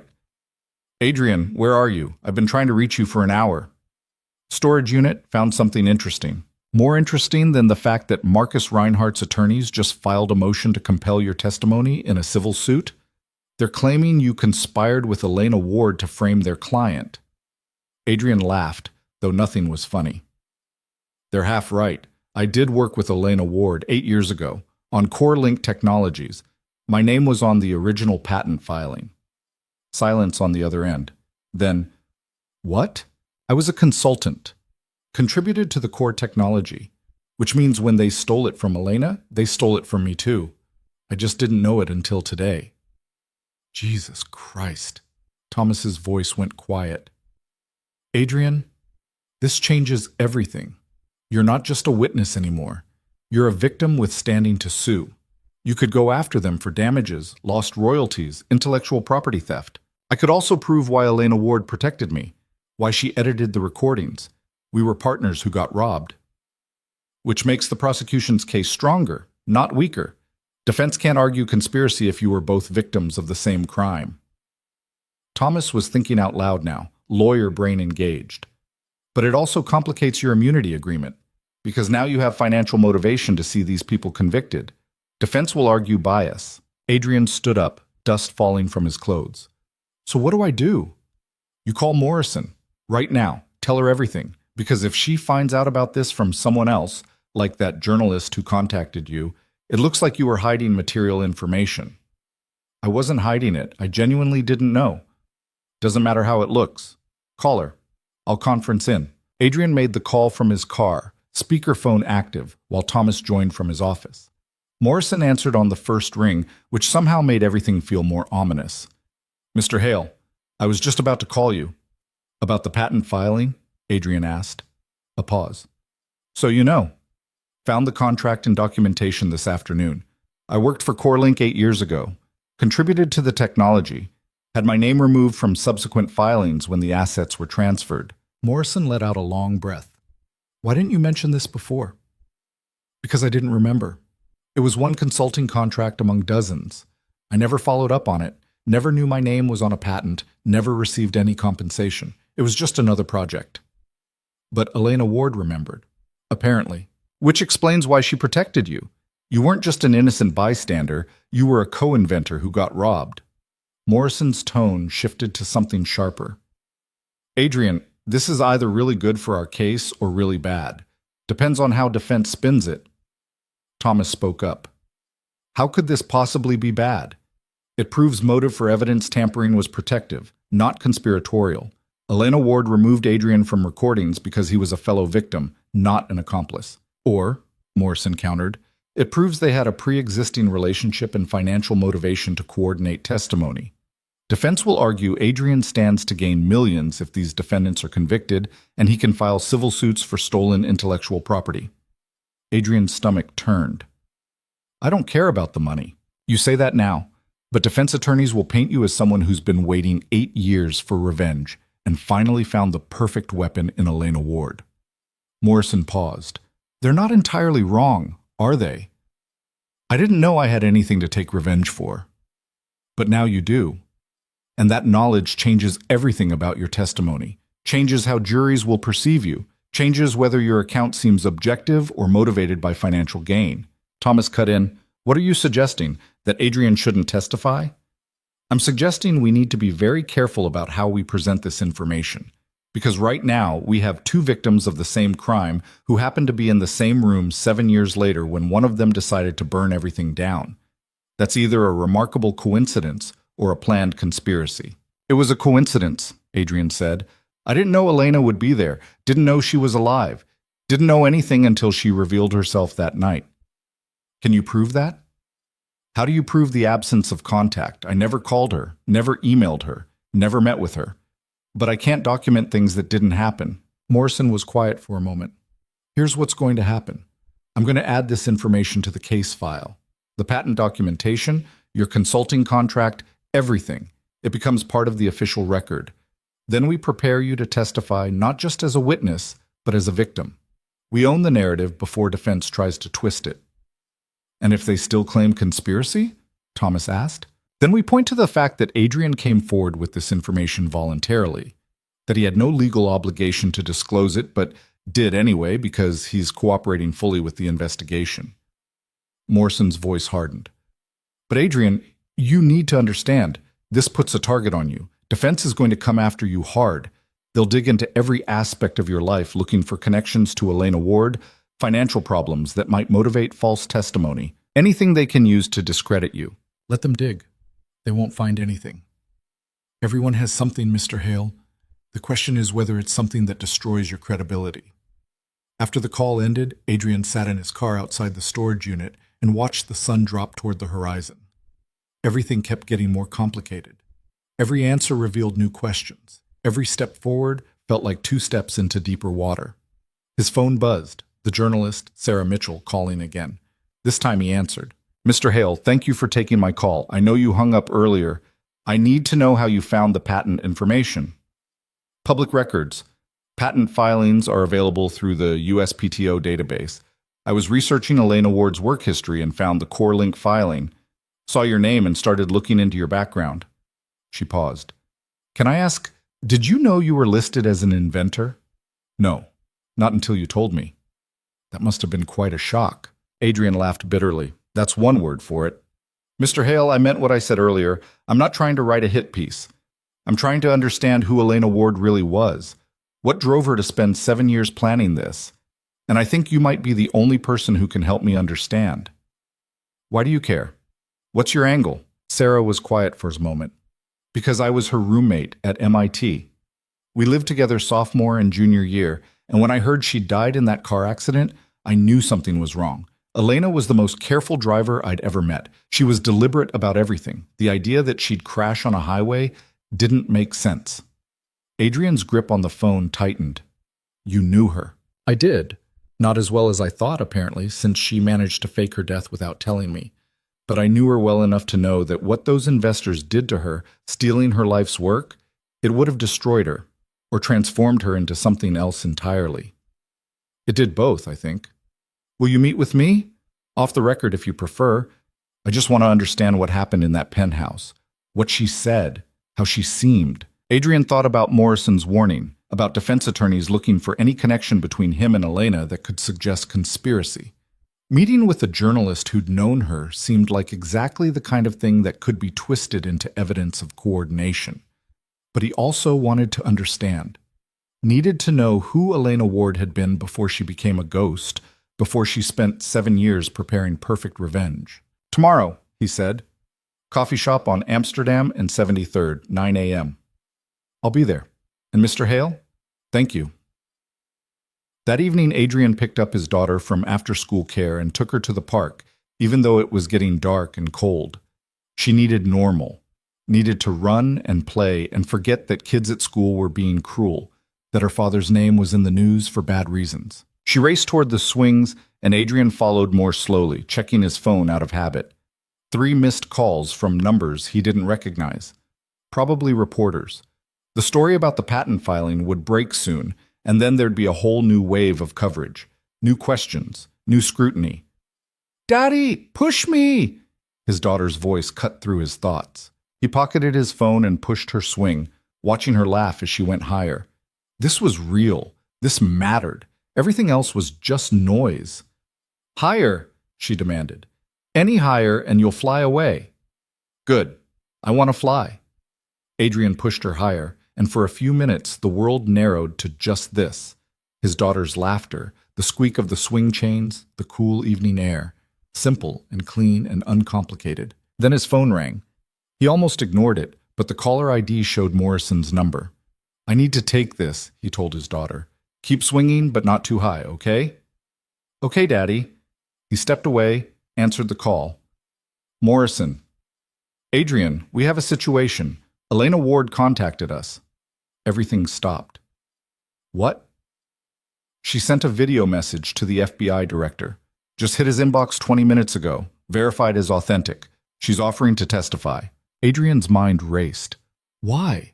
She's been invisible for weeks. Why surface now? Because the defense's evidence tampering claims are working. 2 judges have already expressed concerns about the edited recordings. If Elena doesn't explain why she made those edits and confirm the recording's accuracy, our case might fall apart. Morrison sounded exhausted. She's willing to appear via video testimony. Won't reveal her location or appear in person, but she'll answer questions under oath. That's insane. Defense will tear her apart. She tampered with evidence, faked her death, engaged in what they'll call vigilante justice. I know, but it might be our only option, and she made one condition. Morrison paused. She wants you there, says she'll only testify if you're in the room. Adrian felt cold. Why? She didn't say, just that her testimony is conditional on your presence. This is exactly what defense will use to prove conspiracy. If she's demanding I be there, I know. Which is why I need you to think very carefully about whether you agree to this. Because once you're in that room together, even virtually, it creates an association that defense will exploit. Adrian watched his daughter on the swings, unaware that her father was being pulled deeper into something he still didn't fully understand. "When?" he asked. "Depositions start in 3 days. She wants to go first, wants to establish the timeline and explain her actions before anyone else testifies. And if I say no, then she doesn't testify. Our case gets weaker. Defense claims victory on the evidence tampering issue. Some or all of the defendants might walk. So I don't really have a choice. You always have a choice, but some choices come with consequences we can't control." After Morrison hung up, Adrian stood in the growing darkness and watched his daughter play. He should tell her it was time to go. Should take her home, make dinner, read stories, maintain the routine that kept her world stable. Instead, he called Thomas. "Tell me the worst-case scenario," Adrian said when the lawyer answered. "If I'm in the room when Elena testifies, if defense uses it to claim conspiracy, what's the absolute worst that could happen?" Thomas didn't hesitate. "They discredit both of you. Jury believes you coordinated testimony. Defendants walk. And then they sue you and Elena for defamation, malicious prosecution, whatever their lawyers can dream up. You lose everything, your company, your assets, your reputation, and maybe custody of your daughter if they can prove you engaged in criminal conspiracy." Adrian's blood went cold. They could take her? If they convince a judge you committed crimes and lied under oath? Yes. It's a long shot, but it's possible. Then I can't do it. I can't risk her. Adrian, listen to me. The worst-case scenario is unlikely. Possible, but unlikely. What's more likely is that defense tries to create doubt, fails because the evidence is overwhelming, and the defendants get convicted anyway. Your presence in the room during Elena's testimony might raise questions, but it won't automatically destroy the case. Might not. But it could. Everything could. That's the nature of trials. That's why we prepare, why we build strong cases, why we don't leave anything to chance. Thomas's voice softened. But I understand if you want to walk away. You've already given them everything they asked for, more than they asked for. At some point, you're allowed to protect yourself and your daughter. Adrian ended the call and walked back to the swings. His daughter had stopped pumping her legs and was just sitting there, dragging her feet in the dirt. You looked sad, she said when he approached. On the phone. Just complicated adult stuff. Is it about the bad people again? Yeah, it's about them. She slipped off the swing and took his hand. Mrs. Thompson says when things are hard, you should do the right thing, even if it's scary. Is that true? Adrian looked down at his daughter's trusting face and felt something crack in his chest. Yes, sweetheart. That's true. So are you going to do the right thing? I'm trying to figure out what that is. She squeezed his hand. You'll know. You're smart. They walked home through darkening streets, and Adrian tried to reconcile the competing truths. Protecting his daughter was the right thing, but letting guilty people escape justice because he was afraid, was that right? And what about Elena Ward, who'd spent 7 years as a ghost, who'd orchestrated perfect revenge only to watch it potentially unravel because of legal technicalities? At home, he made dinner on autopilot while his daughter colored at the kitchen table. His phone kept buzzing with messages he wasn't reading. At some point, Maria texted asking if he needed her to come by. He said no. Tonight, he needed to be alone with his thoughts and his daughter. After dinner, after bath time, after stories and tucked-in blankets, Adrian returned to his office and opened his laptop. He pulled up the patent filing again, studied the 3 names listed as inventors. Elena Ward, Marcus Reinhardt, Adrian Hale. One of those people had faked their death and spent 7 years planning revenge. One was currently facing federal charges that would likely put him in prison for decades, and one was sitting in a home office trying to decide if testifying alongside a ghost was worth the risk. His phone buzzed. Unknown number. Text message. I know what I'm asking. I wouldn't ask if there were another way. Elena. Adrian stared at the message, then typed back. Why me? Why do you need me there? 3 dots appeared, disappeared, appeared again. Finally, because you're the only person in this entire mess who actually earned what they built, who didn't steal or cheat or destroy people to succeed, and I need someone in that room who remembers that's possible. I'm not that person. I looked the other way for years, made money off connections to people who committed crimes. But you stopped. You walked away. That's more than most people do. Adrian's hand shook as he typed. If I do this, if I'm there when you testify, I could lose everything, my company, my reputation, maybe even my daughter. I know, I'm sorry. I never meant to drag you into this. But you did, by protecting me, by editing those recordings, by making me a witness to something I didn't fully understand. Yes. And if I could undo it, I would. But I can't. All I can do is try to finish what I started and hope the people who deserve consequences actually face them. Adrian thought about Veronica Chen offering to testify on his behalf despite her own legal problems, about David warning him to watch his back, about his daughter asking if he was going to do the right thing. If I agree to this, he typed, I need you to promise me something. What? After you testify, after this is over, you disappear for real. You don't contact me again. You don't involve me in whatever comes next. My daughter deserves a life that doesn't include any of this. Long pause. Then, I promise. After the testimony, I'm gone. Adrian sat with that for a moment, then typed, Okay, I'll be there. Thank you. Don't thank me yet. This could destroy both of us. I've already been destroyed once, second time's easier. The conversation ended, and Adrian sat in the silence of his office, wondering if he'd just made the biggest mistake of his life, or the only choice his conscience would allow. He called Morrison back. "I'll do it," he said when she answered. "I'll be there when Elena testifies." "Are you sure? Because once you commit, I'm sure. Tell me what I need to prepare." Morrison walked him through the logistics. The deposition would be held in a secure federal facility. Elena would appear via encrypted video feed from an undisclosed location. Defense attorneys would be present, asking questions designed to discredit and destroy. Adrian would be in the room as a witness and victim, there to corroborate certain facts about CoreLink's original development. "It's going to be brutal," Morrison warned. "Defense will try to prove you and Elena coordinated from the beginning. They'll suggest you've been in contact for years, planning this together.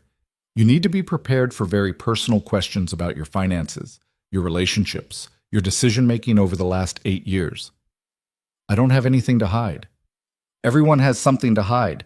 The question is whether it's something that undermines your credibility." The next morning, Adrian met Sarah Mitchell at the coffee shop.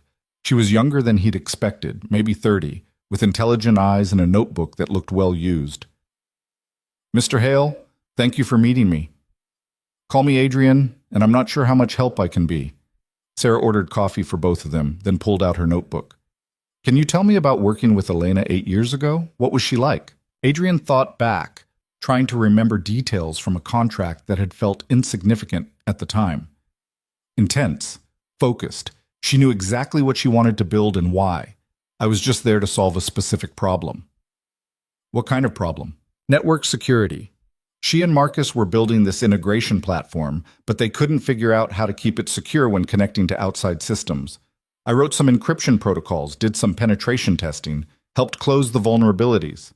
"And then what?" "Then my contract ended. I got paid, moved on to the next project. Never thought about it again." Sarah made notes. "Did you stay in touch with Elena?" "No, it was a professional relationship. We probably had a handful of conversations total. Most of my work was solo." "What about Marcus Reinhardt?" "Met him twice, briefly. He was more the business side. Elena was the technical visionary." Sarah looked up from her notes. "Adrian, can I ask you something off the record?" He nodded. "Do you think she's a hero or a villain?" The question hit harder than expected. Adrian thought about Elena serving champagne to people who'd destroyed her, about 7 years of invisibility and planning, about the recordings that had brought down Manhattan's elite, about the protection she'd given him by editing out his voice. "I think she's someone who was pushed past her breaking point and found a way to push back," he said finally.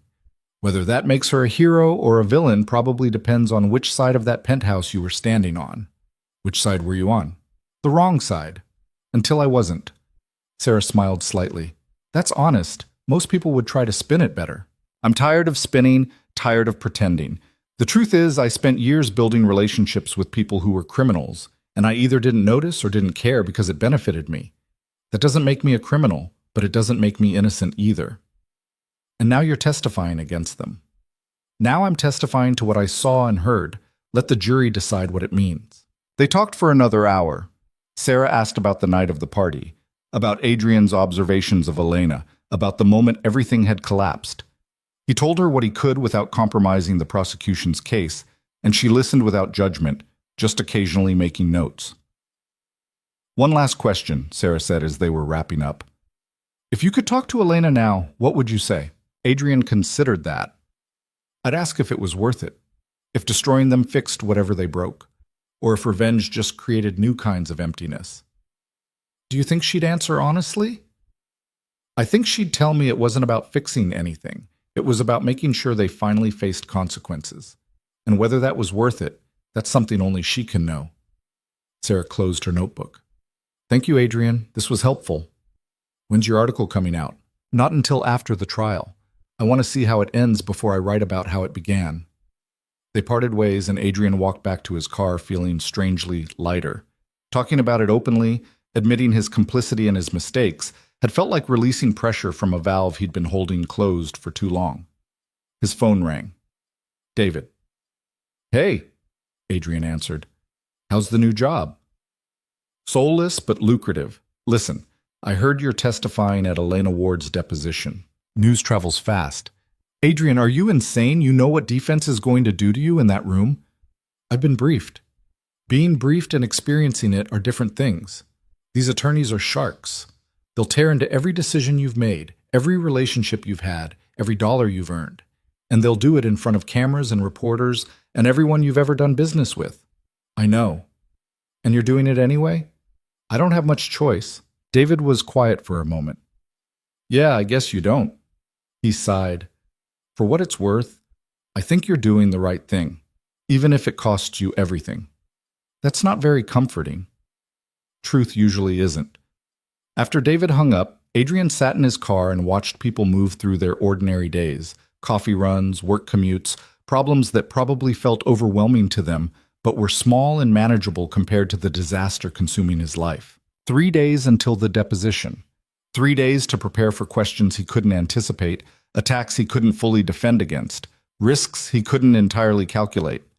3 days until he sat in a room with a ghost and tried to explain how they'd both been robbed by people who'd thought themselves untouchable. He started the car and drove to pick up his daughter from school. And for the entire drive, he tried to imagine how he'd explain all of this to her someday. When she was old enough to understand, old enough to ask why her father had made the choices he'd made. He hoped by then he'd have better answers than he had right now. But hope and certainty were different things, and Adrian had learned enough in the last month to know that certainty was mostly an illusion people told themselves to feel safe. The only thing he knew for certain was that in 3 days, everything would change again.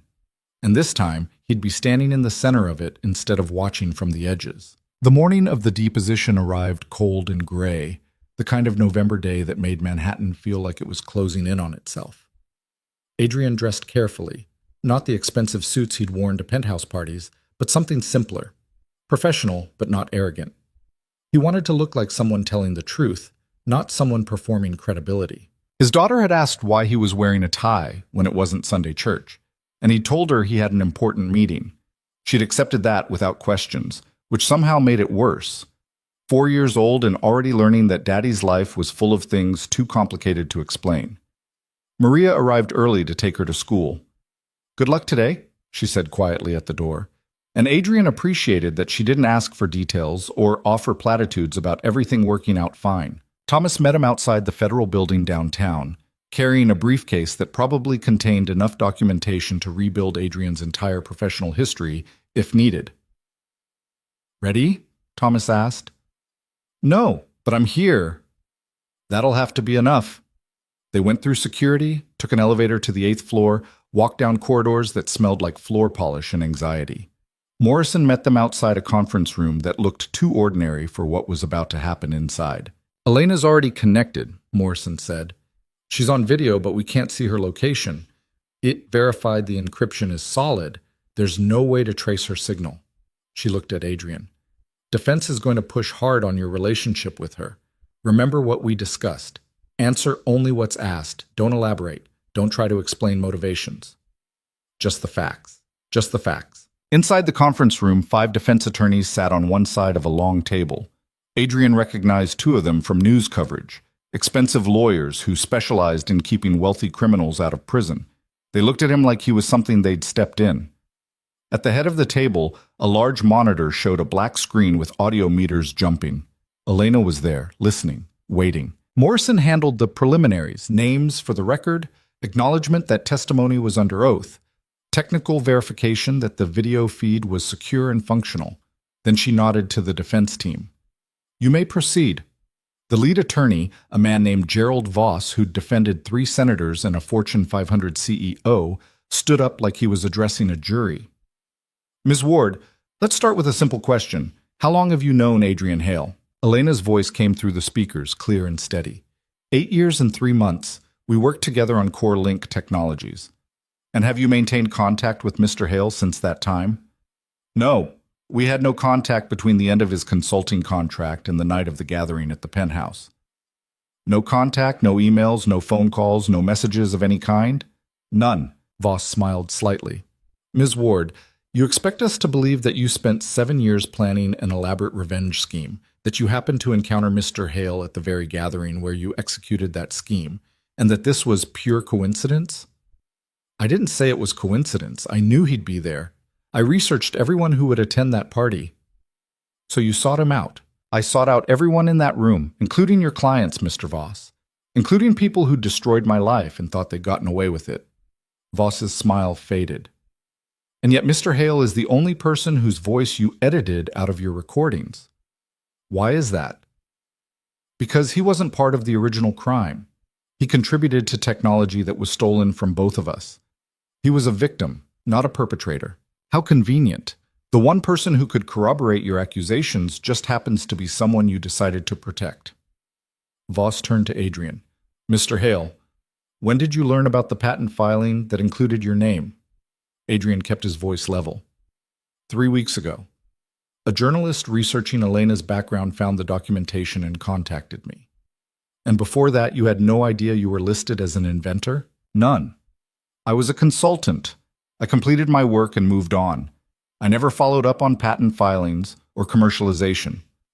Never followed up on technology that was worth hundreds of millions of dollars? That seems remarkably incurious for someone in your field. Thomas spoke up. Is there a question, counselor? Voss didn't look away from Adrian. Mr. Hale, isn't it true that you've maintained business relationships with several of the defendants for the past 6 years? Yes. You've accepted their investments, used their networks, profited from their connections? Yes. And yet now you claim to be a victim of their criminal activity. Which is it, Mr. Hale? Are you a victim or a beneficiary? Adrian felt the trap closing. Both. I didn't know what they'd done to CoreLink, didn't know my name had been removed from patent filings or that I was owed compensation, but I did benefit from relationships with people who'd committed fraud. Those two things can both be true. How convenient that you discovered your victim status just as federal investigators needed witnesses against my clients. I discovered it when a journalist found public records that I'd never looked for. The timing was coincidental, not convenient. Voss pulled out a document. Mr. Hale, this is your immunity agreement with the federal prosecutors. You're aware that this protects you from charges related to your associations with the defendants? Yes. And you're aware that if these defendants are convicted, you could file civil suits seeking damages for stolen intellectual property, potentially worth millions of dollars? Adrian's stomach turned. I'm aware that's theoretically possible. Theoretically? Voss's voice dripped with contempt. Mr. Hale, you stand to gain financially from the conviction of people you've done business with for years. You've been granted immunity for your own questionable associations, and you expect us to believe your testimony is objective? I expect you to believe I'm telling the truth about what I saw and heard, the truth as shaped by Ms. Ward, who edited recordings to remove your voice and protect you from scrutiny. Voss turned back to the monitor. Miss Ward, let's talk about those edits. You removed portions of conversations where Mr. Hale participated. Why? Elena's response was immediate. Because his participation was minimal and not relevant to the criminal activity I was documenting. He asked a few questions, made polite conversation. Nothing that contributed to evidence of fraud. But you made that determination unilaterally. You decided what was relevant and what wasn't. You tampered with evidence to protect someone you claim is just a coincidental associate. I protected someone who was innocent of the crimes I was exposing. That's not tampering. That's accuracy. Accuracy? Voss's voice rose. You faked your own death, spent 7 years in hiding, infiltrated a private gathering under false pretenses, and recorded conversations without consent. And you have the audacity to talk about accuracy? I have the audacity to talk about justice, something your clients have avoided for nearly a decade. The room went quiet. Adrian watched the defense attorneys exchange glances, recalibrating their approach. Elena had just given them ammunition, admitted to deception, to manipulation, to actions that could be framed as vigilante justice rather than legitimate evidence gathering. Another attorney stood up, a woman named Patricia Kern, who specialized in destroying witness credibility. Miss Ward, you claim you've had no contact with Mr. Hale for 8 years. Can you prove that? How does one prove the absence of contact? Exactly. You can't. Which means we only have your word that you and Mr. Hale didn't coordinate this entire scheme. Kern pulled out more documents. Mr. Hale, these are your phone records for the past year, subpoenaed as part of discovery. Can you explain the 17 calls to numbers that registered as unknown or private? Adrian felt sweat prickle at his neck. I get spam calls, telemarketing, wrong numbers. 17 calls that you answered and that lasted more than 30 seconds each. That's a lot of wrong numbers, Mr. Hale. I don't track every call I receive. Sometimes I answer before I realize it's spam. Or sometimes you answer because it's Ms. Ward calling from an untraceable number to coordinate your testimony. Thomas cut in. Unless you have evidence that any of those calls came from Ms. Ward, this is pure speculation. It's reasonable inference based on suspicious patterns, Kern shot back. She turned to Elena's video feed. Ms. Ward, did you contact Mr. Hale at any point in the last year? No? Not once? Not even after you decided to move forward with your plan? Not once. Then how did you know he'd be at the gathering? I knew everyone who'd be invited. I'd been working for the catering company for 6 months.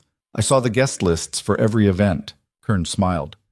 So you had access to Mr. Hale's schedule, knew where he'd be and when. But you expect us to believe you never reached out to warn him, prepare him, coordinate with him in any way? I expect you to believe the truth. I had no contact with Adrian Hale until the night I revealed myself in that penthouse. And yet you protected him, edited him out of recordings, let him leave before federal agents arrived. Why would you do that for a stranger? Elena was quiet for a moment. When she spoke again, her voice had changed, softer, more raw. Because when they stole CoreLink, they didn't just steal from me. They stole from everyone who'd contributed to building it. Adrian was a consultant who did good work and deserved credit.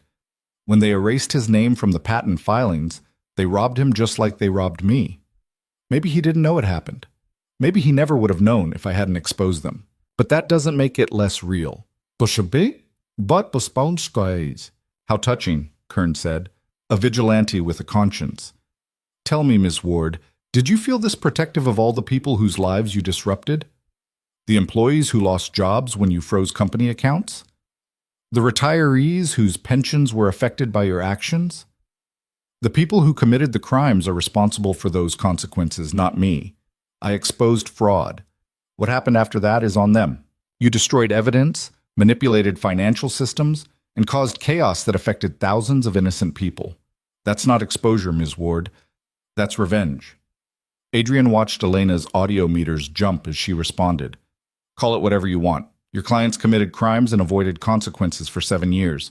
I made sure they finally faced accountability. If that's revenge, then fine. But it's also justice. The deposition continued for 6 more hours. Defense attorneys rotated through, each one attacking from different angles, questioning Elena's credibility, Adrian's motivations, the legitimacy of the recordings, the methods used to obtain evidence.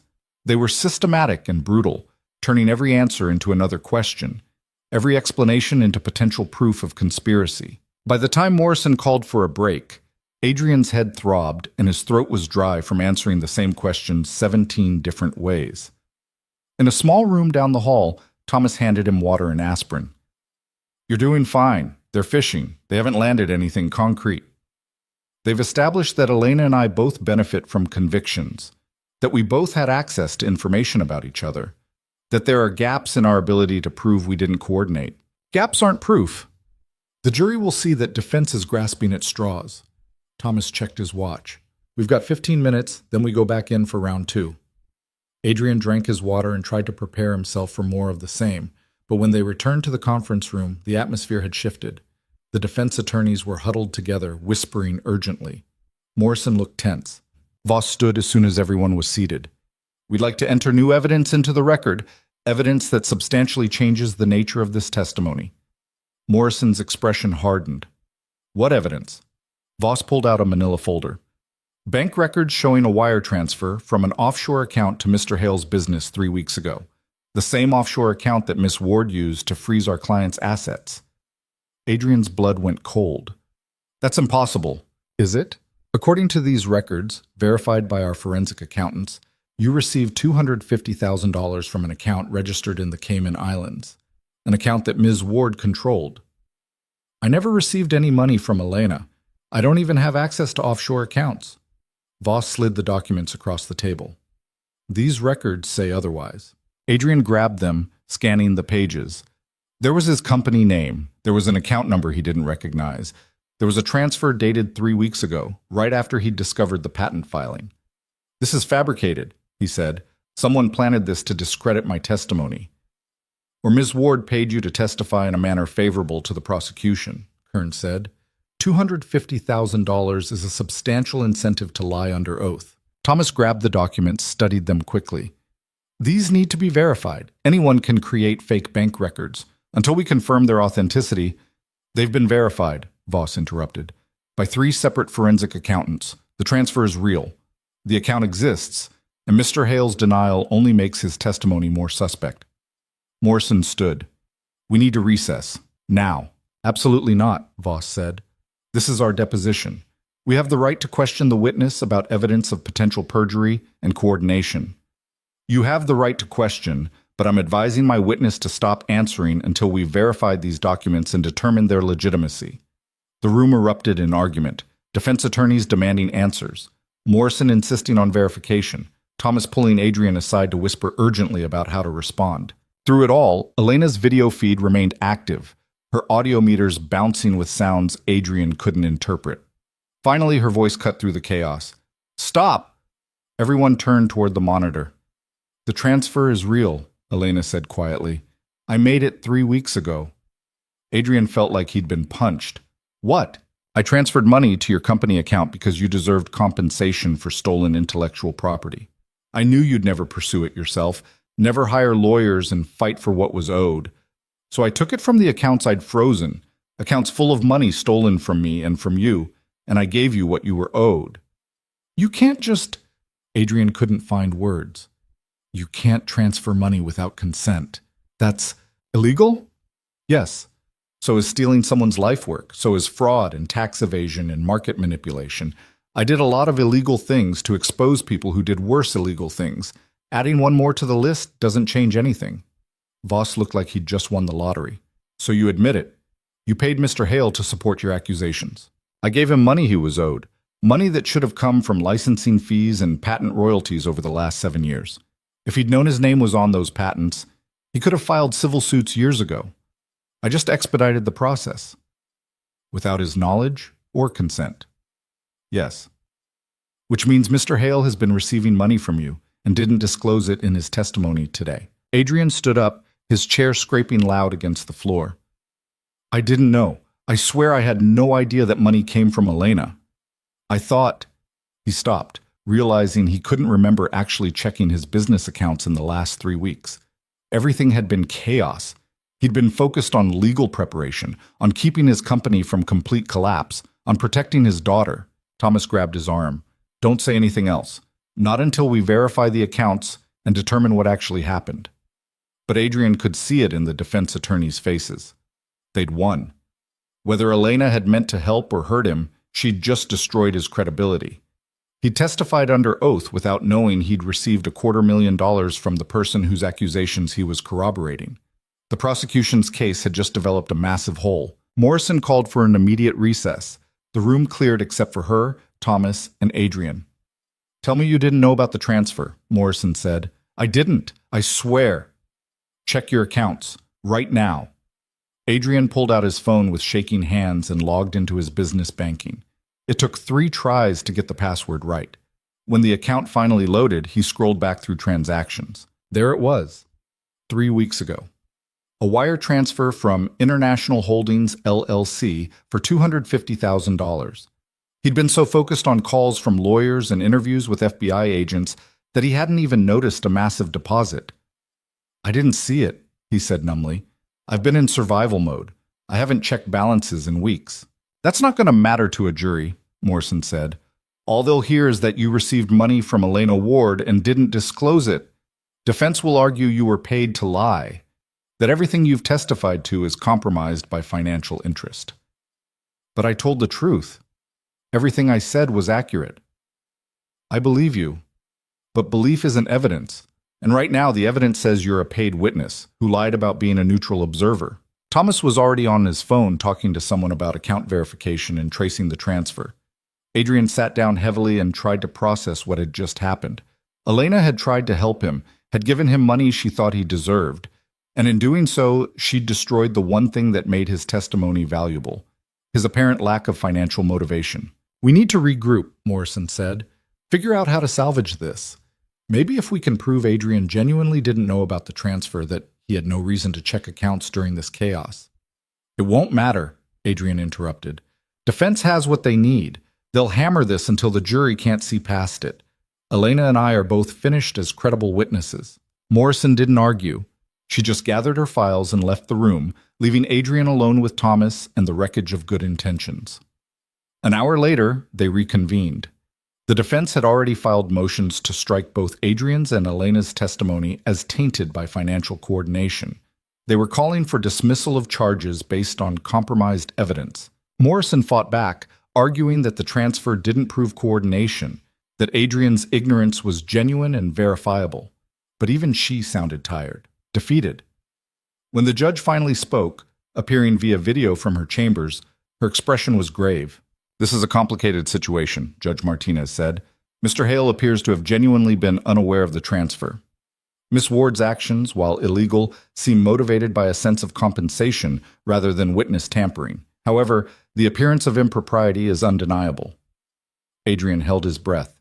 "I'm not dismissing the charges," the judge continued, "but I'm striking Mr. Hale's testimony from the record and barring him from testifying at trial. His credibility has been too compromised by the financial connection, regardless of his awareness of it." "Your Honor," Morrison started. "My decision is final, Counselor. As for Miss Ward's testimony, I'll allow it to stand, but the jury will be informed of the transfer and given instructions about evaluating her credibility in light of it." Judge Martinez looked directly at Elena's video feed. "Ms. Ward, your actions, however well-intentioned, have significantly complicated this prosecution. I hope you understand that." Elena's response was quiet. "I understand, Your Honor. I was trying to correct an injustice. I see now that I may have created new ones instead." The deposition ended shortly after. Defense attorneys left looking satisfied. Morrison left looking exhausted. Thomas stayed with Adrian as the room emptied. "I'm sorry," Thomas said finally. "I know this isn't what you wanted." Adrian laughed bitterly. "I didn't want any of this. I wanted to build a company and raise my daughter and live a normal life. Instead, I got caught in someone else's war and now I'm collateral damage." "You're not damage. You're a victim who tried to do the right thing. That still matters." "Does it? Because from where I'm sitting, trying to do the right thing just cost me my credibility, my testimony, and any hope of actually seeing justice done." Thomas didn't have an answer to that. Adrian left the federal building in late afternoon light that felt wrong for how dark everything had become. His phone buzzed constantly. Reporters who'd somehow gotten his number, business associates distancing themselves, worried messages from Maria about his daughter asking when he'd be home.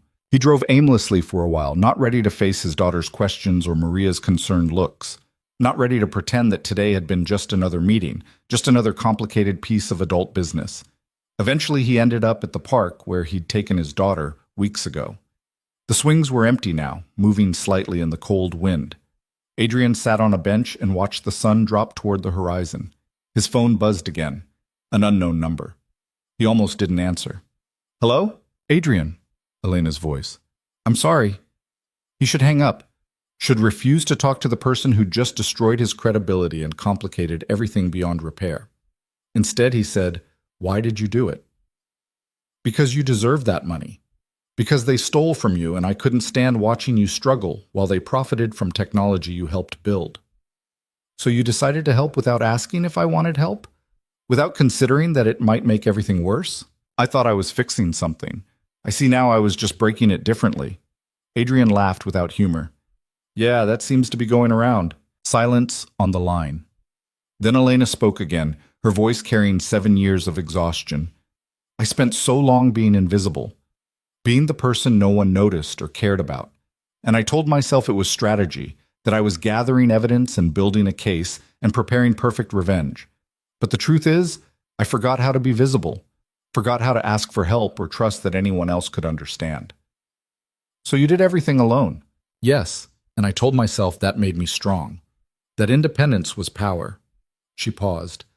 "But watching what happened today, watching you get hurt because I tried to help in the only way I knew how, I realize independence can also be isolation. And isolation makes you do things that feel right in the moment but damage everyone around you." Adrian thought about his own isolation.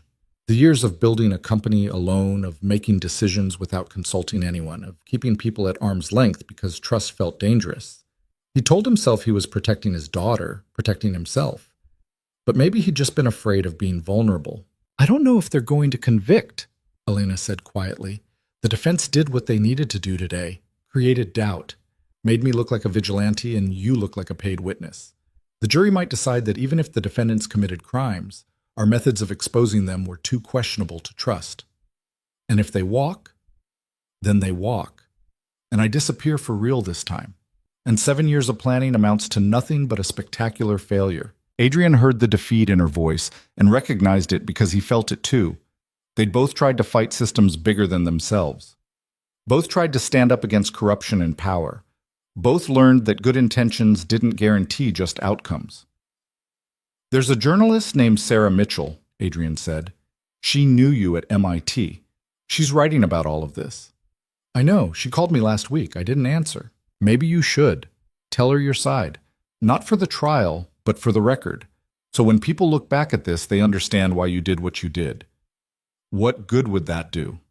I don't know, but I'm tired of being silent. Tired of watching truth get buried under legal technicalities and media narratives. Maybe the jury won't convict. Maybe the system will protect the people it always protects.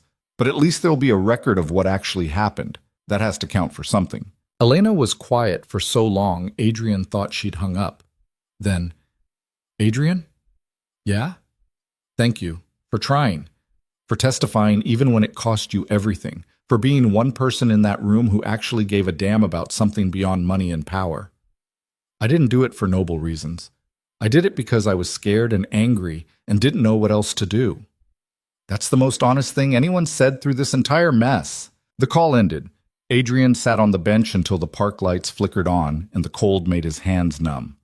Then he drove home to his daughter, who was waiting with Maria and 1,000 questions about where he'd been.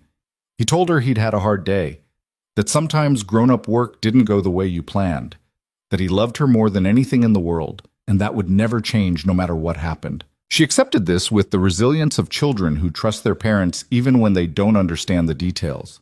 They read stories before bed, and she fell asleep holding his hand like she used to when she was younger, and storms scared her. Adrian stayed there long after she was asleep, watching her breathe, thinking about legacy and choices, and the gap between who you want to be and who you actually are when tested. The trial lasted 6 weeks. Adrian watched coverage from a distance, read articles, saw snippets on news channels, but didn't attend in person. His testimony had been struck from the record. His role in the story was finished. The jury deliberated for 4 days. When they finally returned, they convicted on some charges and acquitted on others. Marcus Reinhardt got 15 years. Veronica Chen got 8. Jonathan Westbrook got 12. Catherine Aldridge was acquitted entirely, her lawyers successfully arguing that being present at a party where crimes were discussed didn't make her complicit. It was partial justice, imperfect. Some people punished, some people escaping, most of the damage already done regardless of verdicts. Elena Ward never testified at trial. The prosecutors decided her credibility was too compromised after the transfer revelation. The recordings she'd provided were admitted as evidence, but defense attorneys successfully planted enough doubt about their editing and authenticity that the jury couldn't fully rely on them. In the end, convictions came from forensic accounting, from paper trails and bank records and traditional investigation, the boring work of federal agents following money through complex systems. Elena's spectacular exposure had started the process, but it couldn't finish it alone. She disappeared completely after the trial. No interviews with Sarah Mitchell, no victory statements, no attempts to claim credit or vindication, just silence, which was probably what invisibility felt like after it became permanent. Adrian's company survived, barely. The $250,000 from Elena helped, though he'd initially considered refusing it or donating it to charity. In the end, pragmatism won over pride. He had employees to pay, a daughter to raise, a business to rebuild on cleaner foundations. He cut ties with everyone associated with the scandal, restructured his investor base, brought in David as a partner. His former COO had grown tired of the soulless but lucrative job and wanted to build something meaningful again. They were smaller now, less ambitious, but more sustainable, less spectacular, but more honest. 6 months after the trial, Sarah Mitchell published her article. Not in a financial journal, but in a long-form magazine known for investigative journalism. The piece was called The Cost of Invisibility, Elena Ward and the Price of Justice. Adrian read it alone in his office, after his daughter was asleep. Sarah had tracked down Elena's history from MIT through the founding of CoreLink, through the supposed death, through 7 years of working service jobs while planning revenge. She'd interviewed former classmates, professors, people who'd known her before the world broke her. The article didn't paint Elena as a hero or a villain. It painted her as a person who'd been destroyed and had found only one way to put herself back together, through systematic dismantling of the people who'd destroyed her. It asked hard questions about justice systems that protected the powerful and broke the vulnerable, about what people become when every legitimate channel for accountability fails them. At the end of the piece, Sarah included a quote from an unnamed source that Adrian recognized immediately as Elena. "I thought revenge would feel satisfying, like checking a box that had been empty for years. Instead, it just feels empty in different ways. The people who hurt me are punished, some of them at least, but I'm still 7 years older and fundamentally alone and no closer to being the person I was before they took everything. So was it worth it? I honestly don't know. Ask me again in another 7 years when the anger finally fades, and I can see clearly what I actually accomplished versus what I destroyed along the way." Adrian closed the article and sat in the quiet of his office thinking about anger and justice, and the ways people try to make sense of damage they didn't deserve. He thought about his daughter sleeping upstairs, about the choices he'd make to protect her, about the line between justified action and destructive obsession. He didn't have answers, but he had something he hadn't had 6 months ago: clarity about who he wanted to be. Not someone who looked away from inconvenient truths. Not someone who built success on associations with people who succeeded through exploitation. Not someone who waited until consequences arrived to start examining his choices. A year after the trial, Adrian sold his company. Not because it was failing, but because he realized he didn't want to spend the next 20 years chasing growth and market share and quarterly returns. He wanted to be present for his daughter, wanted to build things that mattered more than they profited. He used the money to start a foundation that provided legal support for inventors and entrepreneurs who'd had their intellectual property stolen by larger companies. It was small work, helping one person at a time navigate systems designed to crush individual claims. But it was work that felt meaningful in ways his previous career never had.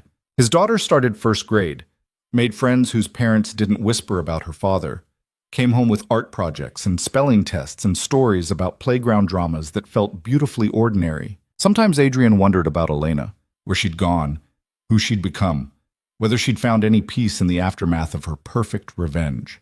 He'd kept her number in his phone even though he knew she'd never call again. Some part of him hoped she was okay, that she'd found a way to be visible again without it destroying her. But mostly, he tried not to think about it. The scandal had receded into history, replaced by newer outrages and fresher disasters. The defendants who'd been convicted served their sentences in minimum security facilities that barely resembled prison. The ones who'd been acquitted rebuilt their careers elsewhere, smaller but intact. The world moved on because it always did. Justice was served imperfectly because perfect justice didn't exist. People made choices and lived with consequences and tried to be better than they'd been while knowing they'd probably fail sometimes. On his daughter's 7th birthday, Adrian took her to the park, the same one where he'd sat after the disastrous deposition, where she'd swung on swings and asked if he was scared of his puzzle. She was bigger now, braver, capable of pumping her legs high enough to go flying. Adrian watched her from a bench, his phone silent in his pocket, his calendar clear of obligations that felt more important than this moment. "Daddy, watch!" she called out, jumping from the swing at the height of its arc. She landed hard, stumbled, fell to her knees. Adrian started to get up, but she was already pushing herself upright, brushing dirt off her jeans, laughing. "Did you see?" she asked, running over. "I jumped so high." "I saw." "That was brave." "I scraped my knee a little." She showed him the minor injury with pride. "But it was worth it." Adrian cleaned the scrape with a wipe from the first aid kit he always carried now. Put on a bandage featuring cartoon characters she was probably too old for, but still loved. Watched her run back to the swings to try again. "Was it worth it?" The question Elena had posed in Sarah's article? Adrian thought about everything that had happened: the exposure, the scandal, the trial, the partial justice, the personal cost. Thought about his destroyed reputation and rebuilt life, about Elena's 7 years of planning and uncertain outcome. He didn't know if revenge was ever truly worth its cost. Didn't know if justice achieved through questionable means still counted as justice. Didn't know if the gap between who people wanted to be and who they actually became could ever fully close. But watching his daughter jump from swings and get up laughing, he knew that trying mattered. That standing up when it would be easier to look away created space for something better to exist. That imperfect justice was still better than perfect silence. His phone buzzed, an unknown number.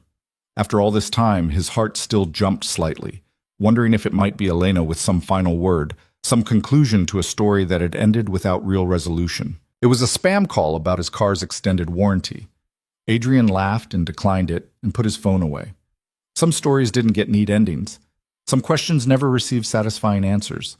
Some people disappeared into the invisibility they'd chosen and never came back. That was okay. It had to be. Because life wasn't about perfect resolutions or complete justice or revenge that actually satisfied. It was about doing the best you could with incomplete information and imperfect options. About trying to be present for the people who mattered. About building something worth keeping even when the world made that complicated. His daughter called him over to push her on the swings again, and Adrian went, leaving behind thoughts of penthouse parties and federal depositions, and the woman who'd spent 7 years becoming invisible to execute perfect revenge that turned out to be anything but perfect. The city moved around them, millions of people with their own struggles and choices and attempts to navigate systems that weren't designed to be fair. Some would succeed, some would fail. Most would exist somewhere in between, doing their best and hoping it was enough. Adrian pushed his daughter higher, her laughter cutting through the cool air, and decided that maybe it was enough after all. Not perfect, not complete, not everything he'd hoped for when this all started, but enough to keep moving forward, enough to believe tomorrow might be better than today, enough to make the trying worthwhile, even when the outcomes remained uncertain. And in a world where perfect justice was a fantasy and complete redemption impossible, enough was all anyone could really ask for. The sun dropped lower, painting the sky in shades of orange and purple. Adrian's daughter eventually tired of the swings and they walked home together, her small hand in his, talking about school and friends and what they'd have for dinner. Behind them, the park emptied as families headed home, as the day gave way to evening, as one moment faded into the next in the endless progression of ordinary life. Somewhere in the city, a woman who used to be Elena Ward probably watched the same sunset and thought about the same questions, about worth and cost, and whether revenge delivered what it promised. Adrian hoped she found her answers, hoped she built something new from the ashes of what she'd burned, hoped she learned that invisibility, chosen or forced, was no way to live. But he'd never know. And that was okay too, because some connections exist only for moments, serving their purpose and then ending. Some people touch your life and change it and then disappear. Some stories remain unfinished. The only story Adrian could control was his own. And that story, messy and imperfect as it was, kept going. One day at a time, one choice at a time, one moment of trying to be better than he'd been. It wasn't spectacular. It wasn't the life he'd imagined when he was young and ambitious and thought success meant power and wealth. But it was real. It was honest. It was his. And for the first time in longer than he could remember, that felt like enough.